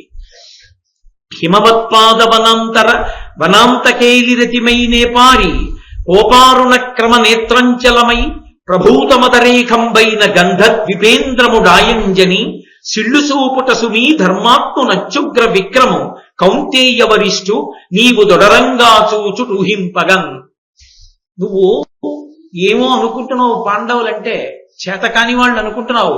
ధర్మరాజు గారంటే ధర్మం పట్టుకున్నాడు కదా, చేతకాని వాడు మిన్నకుంటాడు అనుకుంటున్నావేమో. ధర్మం తప్పిన వాళ్ళని నిగ్రహించడంలో ధర్మజుడు ఎటువంటి వాడో తెలుసా? ఒక బ్రహ్మాండమైనటువంటి అరణ్యంలో, ఆ హిమవత్ పర్వతం మీద పెరిగినటువంటి అరణ్యంలో అపారమైన కోపంతో ఉన్నటువంటి ఒక మదగజం తీగల్ని కొమ్మల్ని విరిచి కళ్ళు ఎర్రబడి తిరుగుతుంటే అందులో మదజలధారలు కారుతున్న ఏనుగుని నిగ్రహించలేరు. అటువంటి ఏనుగు దగ్గరికి వెళ్ళి మావటి ఇలా అంకుశం చూపించి నిలబడగలడా అని అడిగింది ఆవిడ. మదగజం మదజలధారలు కారుతున్నటువంటి ఏనుగు అంత దూరంలో ఉంటే మనం ఇక్కడ నించోవడం కుదరదు. ఎందుకంటే ఒకవేళ మనం అక్కడ నించుని చూసినా దానికి కోపమే. అది తింటున్న చెరుకు కర్ర తొండం పెట్టి విసిరితే అది కాని తగిలిందా, ఎక్కడ తగిలిందో అక్కడ ఎముక విరిగిపోతుంది, అలా విసురుతుంది. అంత కోపం. అప్పుడు దాని దగ్గరికి మావటి కూడా వెళ్ళడు, దూరంగా కట్టేస్తారు, తీసుకెళ్లి కట్టేసి ఎవరు వెళ్ళకండి కంచి వేసేస్తారు. అంత దూరంలో ఉంచుతారు ఏనుగుని. మావటికి వశం అవుతుంది ఏనుగు. మావటికి వశమై ఉండేటటువంటి ఏనుగు అంకుశం ఇలా పెడితే కాలు ఎత్తి దాన్ని దాటించని ఏనుగు రౌద్రాకారాన్ని పొంది కన్నులు ఎర్రబడి తిరుగుతుంటే మావటి వెళ్ళి ఇలా అంకుశం చూపిస్తే తొండంతో వాణ్ణి చుట్టి కింద పడేసి కాలుతో తొక్కి నెత్తురు నవరంధ్రాల్లోంచి చిమ్మెట్టు చేస్తుంది. మావటి అని కూడా ఉపేక్షించరు. అటువంటి వాడు ధర్మరాజు. ధర్మాత్ముడు కదా అని చేతకాని వాడు అనుకుంటున్నావేమో. నీ ఇష్టం వచ్చిన ధర్మం చెప్పచ్చు అనుకుంటున్నావేమో. ధర్మం తప్పిన వాడివి, ధర్మాన్ని మార్చి మాట్లాడుతున్న వాడివని తెలిస్తే అలా చంపుతాడు. ఒళ్ళు దగ్గర పెట్టుకో. అది ద్రౌపదీదేవి అంటే, అది ఆవిడ పాతివ్రత్యం అంటే అని. ఇక భీముడు ఎటువంటి వాడో తెలుసా? శాతనఖగ్ర ఖండితల సన్మద కుంజర కుంభముక్త ముక్తాతత శైల కందర గుహాంతర సుప్త మృగేంద్ర కేసర వ్రాతము వేట్క సూచికొని వారక చేరుట కాదే క్రోధ నిర్ఘాత మహోగ్రు భీము చనకం తలబోయుట నీకు నిమ్మీన్. భీమసేనుడంటే ఎటువంటి వాడంటే కేవలం బాగా మదించినటువంటి ఏనుగుల యొక్క కుంభస్థలాల మీదకి ఉరికి దాని మీద కూర్చుని తన వాడి అయినటువంటి పంజాతో దెబ్బ కొట్టి ఆ ఏనుగుని ఈడ్చుకుని గుహ దగ్గరికి తీసుకెళ్లి ఆ కుంభస్థలంలో ఉండేటటువంటి మాంసపు ముద్దని పైకి తీసుకెళ్లి గుహలో కూర్చుని తినడం అలవాటైనటువంటి ఒక సింహము యొక్క కొండలో ఉన్న గుహలో ఆ ఏనుగు కుంభస్థలంలో ఉన్న ముత్యాలన్నీ పడి ఉంటే ముత్యాల మధ్యలో సింహం ఎలా కూర్చుంటుందో అలా అధార్మికులైనటువంటి వారి వక్షస్థలాలు బద్దలగొట్టి తన గదతో నిత్తురు మాంసమును పైకి తీస్తాడు ఆ భీమసేనుడంటే. అటువంటి ఉగ్రమూర్తి. ధర్మం తప్పిన వాళ్ళని చూస్తే తన ఇనప గదని తిప్పి గుండెల మీద అలా మోదుతాడేమనుకుంటున్నావు. అటువంటి భీమసేనుడు నా భర్త, ఉగ్రమూర్తి. ఇక మిగిలినటువంటి వాళ్ళు ఎటువంటి వాళ్ళు అనుకుంటున్నావో ఆలమలోన వీక సమరాసుర కోటికినైన దుర్జయుల్ వాలిన వీరుల విభులు వారికి నిగ్గొనరించిపోయి పాతాళము సొచ్చి డాగినను తప్పదు మృత్యువు నీకు అక్కటా కాలము నిండే నీ వశము కాదు విధాత్రుని చేయి త్రోవగన్. ఆ పాండవులనేటటువంటి వాళ్లే వచ్చి యుద్ధరంగంలో నిలబడి వాళ్ళ యొక్క కోదండాలకున్నటువంటి వింటినారిని ఒక్కసారి సంధించి ఆ ధనస్సుని వంచి బాణ పరంపరలు విడిచిపెట్టి ఆయుధ ప్రయోగాన్ని మొదలు పెడితే ఎదురుగుండా నిలబడినటువంటి వారి సంఖ్యతో సంబంధం ఉన్నదో మడిసిపోవలసింది. నాకొక్క విషయం అర్థమైంది. బ్రహ్మగారి రాత చెరపడం ఎవరి శక్యం రా, నీకు చాచే కాలం దాపురించి. అందుకే నీకు ఇటువంటి బుద్ధి పుట్టింది. పాండవుల పట్ల అధర్మం చెయ్యబోతున్నావు, నా పట్ల చెయ్యబోయే అధర్మం పాండవుల పట్లే. నన్ను రక్షించడం వాళ్ళ కర్తవ్యం. ఏమి ఇంతటి మహాపతివ్రత అయితే సైంధవుణ్ణి ఎందుకు కాల్చదు? మహాపతివ్రత కనుకనే కాల్చదు. ఆవిడే తలుచుకుంటే ఒక్క చూపు చాలు, ఎర్రబడిన చూపుతో కాల్చేస్తుంది సైంధవుణ్ణి. కానీ ఆమె ఎక్కడలా చూస్తుందో అని భయపడిపోయే ధృతరాష్ట్రుడు వరాలిచ్చాడు సభాపర్వంలో. ఆమె మహాపతివ్రత, ఆమె కోపంతో కూడిన చూపు చాలు కాల్చేయడానికి. ఈ దేశంలో పతివ్రతాధర్మం ఎంత గొప్పదో మీరు ఆ కాశ్యపుడు అనేటటువంటి బ్రాహ్మణుడు ధర్మవ్యాధుని యొక్క వృత్తాంతంలో బ్రాహ్మణి విశేషంలో విన్నారు. కాబట్టి పతివ్రతాధర్మంలో ఉంది కాబట్టి ఆమె తన పతుల చేత రక్షింపబడాలి, అది ధర్మం. తన పతుల చేత తాను రక్షింపబడాలి తప్ప తనని తాను రక్షించుకోకూడదు. అందుకుని ఊరుకున్నాను. ఆ పాండవులే వస్తే ముక్క ముక్కలైపోతావు, ఏమనుకుంటున్నావు అంటూ, తేలును కర్కటియును తెగు కాలమునకు చూలు దాల్చుగతి పార్థుల ఇల్లాలినైన నా దశ దుశ్శీరుడవైతిది వినాశ చిహ్నము కాదే. లోకంలో రెండింటికి చచ్చే కాలం వచ్చేస్తే అవి గర్భం ధరిస్తాయి. ఒకటి తేలు, రెండు ఎండ్రి. ఎండ్రకాయ అంటే మొగది, ఎండ్రి అంటే ఆడది, పీత. ఈ రెండిటికి ఒక లక్షణం ఉంటుంది, అవి గర్భంతో ఉంటే చచ్చిపోతాయి. ఎందుకని అంటే వాటి పిల్లలు బయటికి రావడానికి మార్గం ఉండదు, ఆ కడుపుని బదలగొట్టుకుని పైకి వస్తాయి.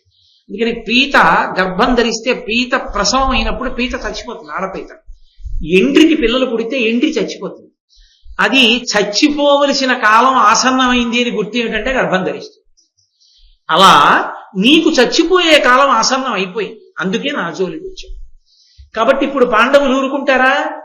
ఇలా నువ్వు మాట్లాడిన మాటలు చాలు నిన్ను చంపేయడానికి. నువ్వు ఆ తర్వాత ఏం చేస్తావన్నది వదిలిపెట్టరా, నువ్వేం చేయగలవు? మహానుభావులైనటువంటి పాండవుల ఇల్లాలిని, మహాపతివ్రతని నా జోలికి వచ్చి కాలిపోతావు అంతే. కాబట్టి నీకు వినాశకాలం దాపురించింది, ఇది ధర్మం. ఈ దేశం ఎప్పుడు చెప్పినా ఎవరి ధర్మమునందు వారిని ధైర్యంగా నిలబడమని చెప్పింది. ధర్మమును పాటించడానికి ఇక ఏమీ అక్కర్లేదు. ధర్మాన్ని పాటిస్తే రక్షిస్తుంది కనుక అంతకన్నా ధైర్యంగా పట్టుకోవడానికి లోకంలో ఇంకొకటి లేదు. నువ్వు నీ ధర్మం తప్పిపోతే ప్రమాదం వస్తుంది, కానీ ధర్మమునందు నిలబడితే ప్రమాదం ఎందుకు వస్తుంది? పురుషుడైనా స్త్రీ అయినా తన ధర్మమునందు తానున్నప్పుడు ఏ ప్రమాదము రాదు. కాబట్టి నీకు వినాశకాలం అంకురించింది అంది. అంటే సైంధవుడు ద్రౌపదీదేవిని వెంటనే వెళ్ళి ఆమె కొంగు పట్టుకున్నాడు. ఇది ఆమె యొక్క పతివ్రతా లక్షణాన్ని చెప్పారు ఎర్రాప్రగడ గారు. ఆమెకి భర్తల పట్ల ఎంత పూనిక ఉన్నదో, ఆమె భర్తల చేతనే రక్షింపబడాలని కోరుకునే తల్లి. ఇప్పుడు ఆమె కొంగు పట్టుకున్నాడు. పాప వినిశ్చయుండు సతి పయ్యద కొంగు కడంగి పట్టినం కోపముతో నుదల్చికొని కోమలియున్ వెసవాని వ్రేయుడున్ బోబడివాడు చిత్రముగ భూమి తలంబున త్రిళ్ళే మారుతక్షేప విభగ్న మూలమయి చెచ్చర త్రిళ్ళు మహీరుహంబునా. ఆవిడ కొంగు పట్టుకుంటే కోమలి అన్నారు ఆయన. మహాబలవంతురాలు అనలేదు, కోమలి అంటే అత్యంత కోమలమైనది, ఏదో పూతీగ ఎలా ఉంటుందో అటువంటిది. ఆమెకంత బలం ఎక్కడిది? ఆవిడ్ని తీసుకెళ్లి 400 సంవత్సరాల నుంచి పెరిగినటువంటి ఒక మహావృక్షాన్ని నీ చేత్తో ఇలా తోసి కూకటి వేళ్లతో సహా బయటికి వచ్చి కూలిపోయేటట్టుగా చెట్టులు తొయ్యి అన్నారు అనుకోండి. ఒక కోమలి తొయ్యగలదా? తొయ్యలేదు. మరి ఇప్పుడు జరిగినవి అది శబ్ద ప్రయోగంలో ఉన్నటువంటి గొప్పతనం. ఒక పతివ్రత గొప్పతనాన్ని చెప్పడం అంటే అది ఎర్రాప్రగడ. ఆయన అంటున్నారు, పాప నిశ్చయుండు, పాపాన్ని చెయ్యడానికి మనసులో నిశ్చయం చేసుకున్నవాడు సతి పయ్యద కొంగు కడంగి పట్టినన్. ఆ ద్రౌపదీదేవి యొక్క పయ్యదని పట్టుకుంటే, సతి అన్న మాటకి అర్థం ఉంది. అందుకే పార్వతీదేవికి ఓ పేరుంది, సతీదేవి. సతి అన్న మాట ఎప్పుడు పడితే అప్పుడు వాడకూడదు. సతి అన్న మాట ఎప్పుడు వాడతారంటే అసలు భర్త నిందని కూడా ఆవిడ విందం. అలా భర్తృనిందని ఎక్కువ వినవలసి వస్తే ఆమె శరీరాన్ని కూడా వదిలిపెట్టేస్తుంది. అందుకే సతీదేవి అన్న పేరుతో ఆవిడ దేహత్యాగం చేసేసింది పార్వతీదేవి, దక్ష ప్రజాపతి కుమార్తెగా. అందుకే సతీదేవి దేహత్యాగం పునవించుట అని రాస్తారు పురాణంలో. ఆ తరువాతి కాలంలో భర్తతో కలిసి సహగమనం చేసినటువంటి ఆచారానికి సతీ సహగమనము అని సతీ అన్న పేరుతోనే ఉండేది. అది సదాచారం అని దాన్ని సమర్థించడం నా ఉద్దేశ్యం కాదు, కానీ ఆ సతీ అన్న పేరు వెనక ఉన్న విశేషాన్ని వర్ణిస్తున్నాను. ఆమె భర్తల పట్ల అంత గౌరవం కలదు. ఆమె భర్తృ నిందకి ప్రాణం వదిలేస్తుంది తప్ప ఆమె భర్తలను కాదని ఆమె ఇంకొకటి కోరుకునేటటువంటిది కాదు. అంతటి మహాపతివ్రత యొక్క పవిట కొంగు పట్టుకున్నాడు. పట్టుకుంటే ఆమె కోపముతో నుదల్చుకొని కోమలయున్వెసవాని విరేయుడు, కోపంతో ఆవిడ ఆ పవిట కొంగును ఒక్కసారి ఇలా విదల్చుకుంటే వాడి 2 చేతుల్లోంచి జారిపోయింది ఆ కొంగు. ఒక్క లెంపకాయ కొట్టింది వాడిని. కోట్ట చెంప మీద దెబ్బ తగలగానే ఇంతటి సైంధవుడు, ఇంతటి శక్తివంతుడు నేల మీద బోర్లగిలా పడిపోయాడు. ఎక్కడదా శక్తి? ద్రౌపదీదేవికి ఆ శక్తి సహజంగా శరీరాంతర్గతము అని మీరంటే అంతకన్నా అసందర్భమైన విషయం లోకంలో ఇంకోటి. ఒక ఆడది లెంపకాయ కొడితే తట్టుకోలేని వాడు యుద్ధాలు ఏం చేస్తాడు? అంతటి మహావీరుడిలా అవుతాడు. అంతటి అమాయకుడేం కాడు సైంధవుడు, మహావీరుడు. మరి ఎందుకు పడిపోయాడు అంటే దెబ్బ కొట్టినప్పుడు ఆమె చెయ్యి ఎటువంటిదో ప్రారంభంలో చెప్పారు ఎర్రాప్రగడ గారు కదంబ వృక్షం కింద నిల్చున్నప్పుడు. అంత కోమలమైన చెయ్యి. ఆ చేత్తో కొడితే ఏకంగా మహావృక్షం కూకటి వేళ్లతో పెకలింపబడి పడిపోయినట్టు పడిపోయాడంటే ఆ చేతి దెబ్బ ఆవిడికి యథార్థంగా ఉన్న శారీర శక్తి కాదు, ఆమె పాతివ్రత్య ధర్మము అంతకన్నా ఒక అడుగు ముందుకు ఇయ్యకుండా వాడు కింద పడిపోయేటట్టుగా కొట్టింది. తల దిమ్మెన తిరిగిపోయి ఒక్కసారి లేచాడు. లేచి ఆమెని బంధీకృతురాల్ని చేశాడు, కట్టేశాడు. అంటే అప్పటికి వాడి మనసులో ఉన్నటువంటి దురాలోచన అణగి ఆ బంధనం చేసి ఆవిడ్ని తీసుకెళ్లి రథం మీద పెట్టుకున్నాడు. పెట్టుకుని ఆ రథం మీద తీసుకెళ్లిపోవడానికి ఉద్యుక్తుడవుతున్నాడు. ఆవిడ వెంటనే ఆ ధౌమ్యుణ్ణి, పాండవుల యొక్క పురోహితుడు, ఆ ధౌమ్యుడికి వినపడాలని ధౌమ్యుడి పేరెత్తి కేకవేసింది. పాపం ఆయన పరిగెత్తుకొచ్చాడు. ఆయన బ్రాహ్మణుడు, ఆయన ఏం చేయగలడు? వచ్చి సైంధవుడికి ధర్మం చెప్పాడు. ఒరే నాయన, ఇలాంటి పని చెయ్యొచ్చా? మహాపతివ్రత ఆమెను ఎత్తుకెళ్ళడం ఏమిట్రా? నాశనం అయిపోతావు. ఆ పాండవులు వస్తే వాళ్ళు ఊరుకుంటారా? ఎక్కడికి పోతావు? ఏ లోకానికి వెళ్ళినా వాళ్ళు వదిలిపెట్టరు, ఈడ్చి తెచ్చి చంపేస్తారు. నా మాట విను, ఆవిడ్ని వదిలిపెట్టని చెప్తున్నాడు. వినలేదు. ఆమెను తన రథంలో పెట్టుకుని తీసుకుపోయాడు. సైన్యం అంతా అనుగమించింది, వెళ్ళిపోయింది సైన్యం అంతా. పాండవులు వేటాడుతున్నారు. వేటాడి అన్ని దిక్కుల వేటాడి ఒక చోట కలుసుకున్నారు. నేను మీతో చెప్పే కదా, ధర్మము ధర్మమే. వెంటనే ధర్మరాజు గారికి కొన్ని సంకేతాలు కనపడ్డాయి. సూర్యుడు ఎటువైపు ప్రకాశిస్తున్నాడో అటువైపుకి పక్షులు ఎగరడం మొదలుపెట్టాయి.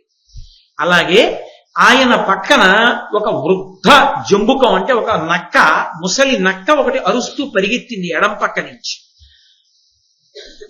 ఆయన మనసులో అకస్మాత్తుగా ఆందోళన బయలుదేరింది. ఎవరో కడుపులో చెయ్యి పెట్టి కలిగినంత బాధ కలిగింది. వెంటనే ఆయన నలుగురు తమ్ముళ్ళని పిలిచిన్నాడు. మనం కులాసాగా కబుర్లు చెప్పుకుంటూ ఇక్కడ ఉండకూడదు.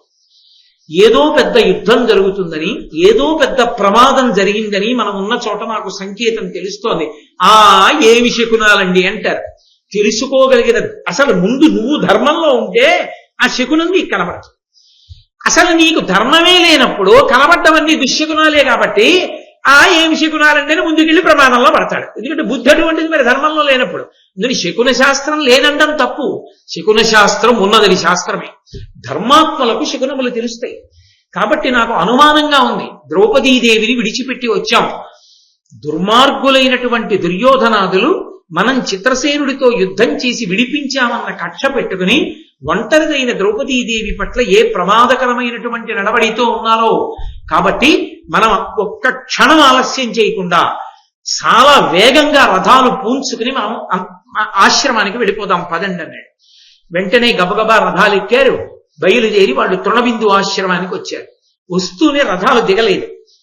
దిగితే ఆలస్యం అవుతుంది. అంతా క్షేమంగా ఉందా? అది శాస్త్రం మీద వాళ్ళకున్న నమ్మకం. లోపల ఉండవలసిన ద్రౌపదీదేవి ఉన్నదా? ధర్మరాజు గారి యొక్క సారథి అయినటువంటి ఇంద్రసేనుడు అనబడేటటువంటి వ్యక్తి లోపలికి వెళ్ళాడు కుటీరంలోకి.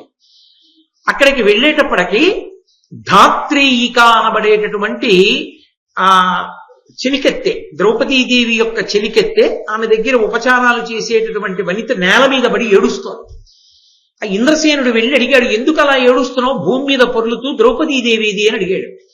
అడిగితే దుర్మార్గుడైనటువంటి ఆ సైంధవుడు వచ్చాడు. మాట్లాడకూడని మాటలు మాట్లాడి మహాపతివ్రత అయినటువంటి ఆమె తిరస్కార ధోరణిలో మాట్లాడితే బంధించి రథం మీద పెట్టుకుని తీసుకెళ్లిపోయాడు. కాబట్టి మీరు తొందరగా వెళ్ళండి అని ఆమె ఏడుస్తూ అంది. బూదిలో దరగిన పూర్ణాహుతియుగోలే కుక్క తోల్తిత్తిలో కూరినట్టి రాజిత కపల గోరస ధారయును బోలే మసనంబులో పడ్డ మహిత పుష్ప మాలికయును బోలే మదిరాక్షి దుర్జను కథమున దూషితము కాక మొన్న చనరయ్య వేగంబా చనుని సన్మంత్ర విశ్రుత పురోడాసనంబు శునకమునకు చనుని కమల సుగంధికాసారకేళి కలుష శవ ఖాది అయిన శృగాలమునకు చనుని తన్వంగి సౌందర్య చతురభావ భంగి ఆ దుష్ట చరితుని పాలుపడగా. మీరు ఇక్కడ కనుక్కోవడం కాదు, తొందరగా బయలుదేరండి. ఇప్పుడే కొద్ది నిమిషాలు మాత్రమే అయింది ద్రౌపదీదేవిని అపహరించి. పూర్ణాహుతి అంతా అయిపోయిన తరువాత మిగిలిపోయినటువంటి బూదిలో పోసేసినటువంటి ఆ హవిస్సుల కుక్క యొక్క చర్మాన్ని ఒలిచి తిత్తి కుట్టి ఆ తిత్తిలోకి కపిలగోవు యొక్క పాలు పోసి పూజకి పట్టుకెళ్ళినట్టు అందంగా కట్టినటువంటి ఒక పుష్పహారం, అబ్బా ఎంత బాగుందో అన్న పుష్పహారాన్ని పట్టుకెళ్లి శవానికి వేస్తే, ఆ శవాన్ని శ్మశానానికి తీసుకెళ్లిన తరువాత శవం నుంచి తీసి కింద పడేస్తే ఎంతో అందంగా కనపడుతున్న శ్మశానంలో పడి ఉన్నటువంటి పుష్పహారంలా కుక్క తోల్తిత్తితో కూరినట్టి రాజిత కపిల గోరస ధారయును బోలే మసనంబులో పడ్డ మహిత పుష్ప మాలికయును బోలే మదిరాక్షి దుర్జను కథమున దూషిత కాక మున్న చనరయ్య వేగంబా. ఆ మహాపతివ్రత అయినటువంటి ద్రౌపదీదేవి దుర్మార్గుడైనటువంటి సైంధవుడు అతని పరివారము చేత అవమానింపబడక పూర్వమే మీరు గబగబా వెళ్ళండి. మంచి వేదమంత్రాలతో పరమ పవిత్రంగా వండినటువంటి పిండి పదార్థం ఇక ఆ అగ్నిహోత్రంలో వేల్చడమే అనుకుంటున్నటువంటి తరుణంలో ఒక కుక్క వచ్చి పట్టికెడితే ఎలా ఉంటుందో అలాగే అందమైనటువంటి తామర పూలతో పద్మ కింజిల్కమలతో సుగంధ పరిమళాలతో ఉన్నటువంటి సరోవరంలోకి కుక్కలు వెళ్లి స్నానం చేస్తే ఎలా ఉంటుందో ఆ సైంధవుడు ద్రౌపదీదేవిని ఆశించి తీసుకెళ్లడం అలా లేదా. కాబట్టి మీరు తొందరగా బయలుదేరండి అందావిడ. అనగానే ఆయన అన్నాడు, నీకు పిచ్చా, ఎందుకు భయపడతావు? ఆ మహానుభావుడు అర్జునుడు గాంధీవం పట్టుకుని ఉండగా, నకుల సహదేవులు భీమసేనుడు గద పట్టుకుని ఉండగా, ధర్మరాజు గారు శూలాన్ని పట్టుకుని ఉండగా తరమే సైంధవుడికి ఏ లోకానికి తీసుకెళ్లగలడు? ఇప్పుడే పట్టి వాళ్ళు రక్షించి ద్రౌపదీదేవిని తీసుకొస్తారని ఆమెకు ఊరట కొల్పి తీసుకుని గబగబా బయలుదేరి వేగంగా రథాలతో సైంధవుని యొక్క సైన్యానికి దరిదాపులుగా వెళ్ళారు. వెళ్ళేటప్పటికి ఆ సైంధవుడు వెనక్కి తిరిగి చూశాడు. పాండవ సైన్యాలు వస్తున్నాయి. ద్రౌపదీదేవి వంక తిరిగి అన్నాడు, నేను ఆ పాండవుల్ని 5గురిని ఎప్పుడూ చూడలేదు, ఒక్కసారి నాకు వాళ్ళ యొక్క స్వరూప స్వభావాలు చెప్పవలసింది అన్నాడు. తెలిసో తెలియకో ఒక్క మాట అన్నాడు. ఇప్పుడు చెప్తుంది ద్రౌపదీదేవి. వాడికి చెప్పడం ఎందుకండి అని మీకు అనుమానం రావచ్చు. అసలు వాళ్ళని చూడగానే ఆమెకి ఊరట. ఇప్పుడు మళ్ళీ తన భర్తల యొక్క వైభవాన్ని వర్ణించడం ఆవిడికి పరమానందం. అయితే సుందరకాండలో సీతమ్మ తల్లి కూడా 10 నెలల తర్వాత స్వామి హనుమ వచ్చి రామచంద్రమూర్తి యొక్క కథ చెప్పి రాముని యొక్క గుణగణాలు చెప్తే ఇంకొక రాత్రి ఉండవా రామాయణ కథ చెప్పవా అని అడిగింది.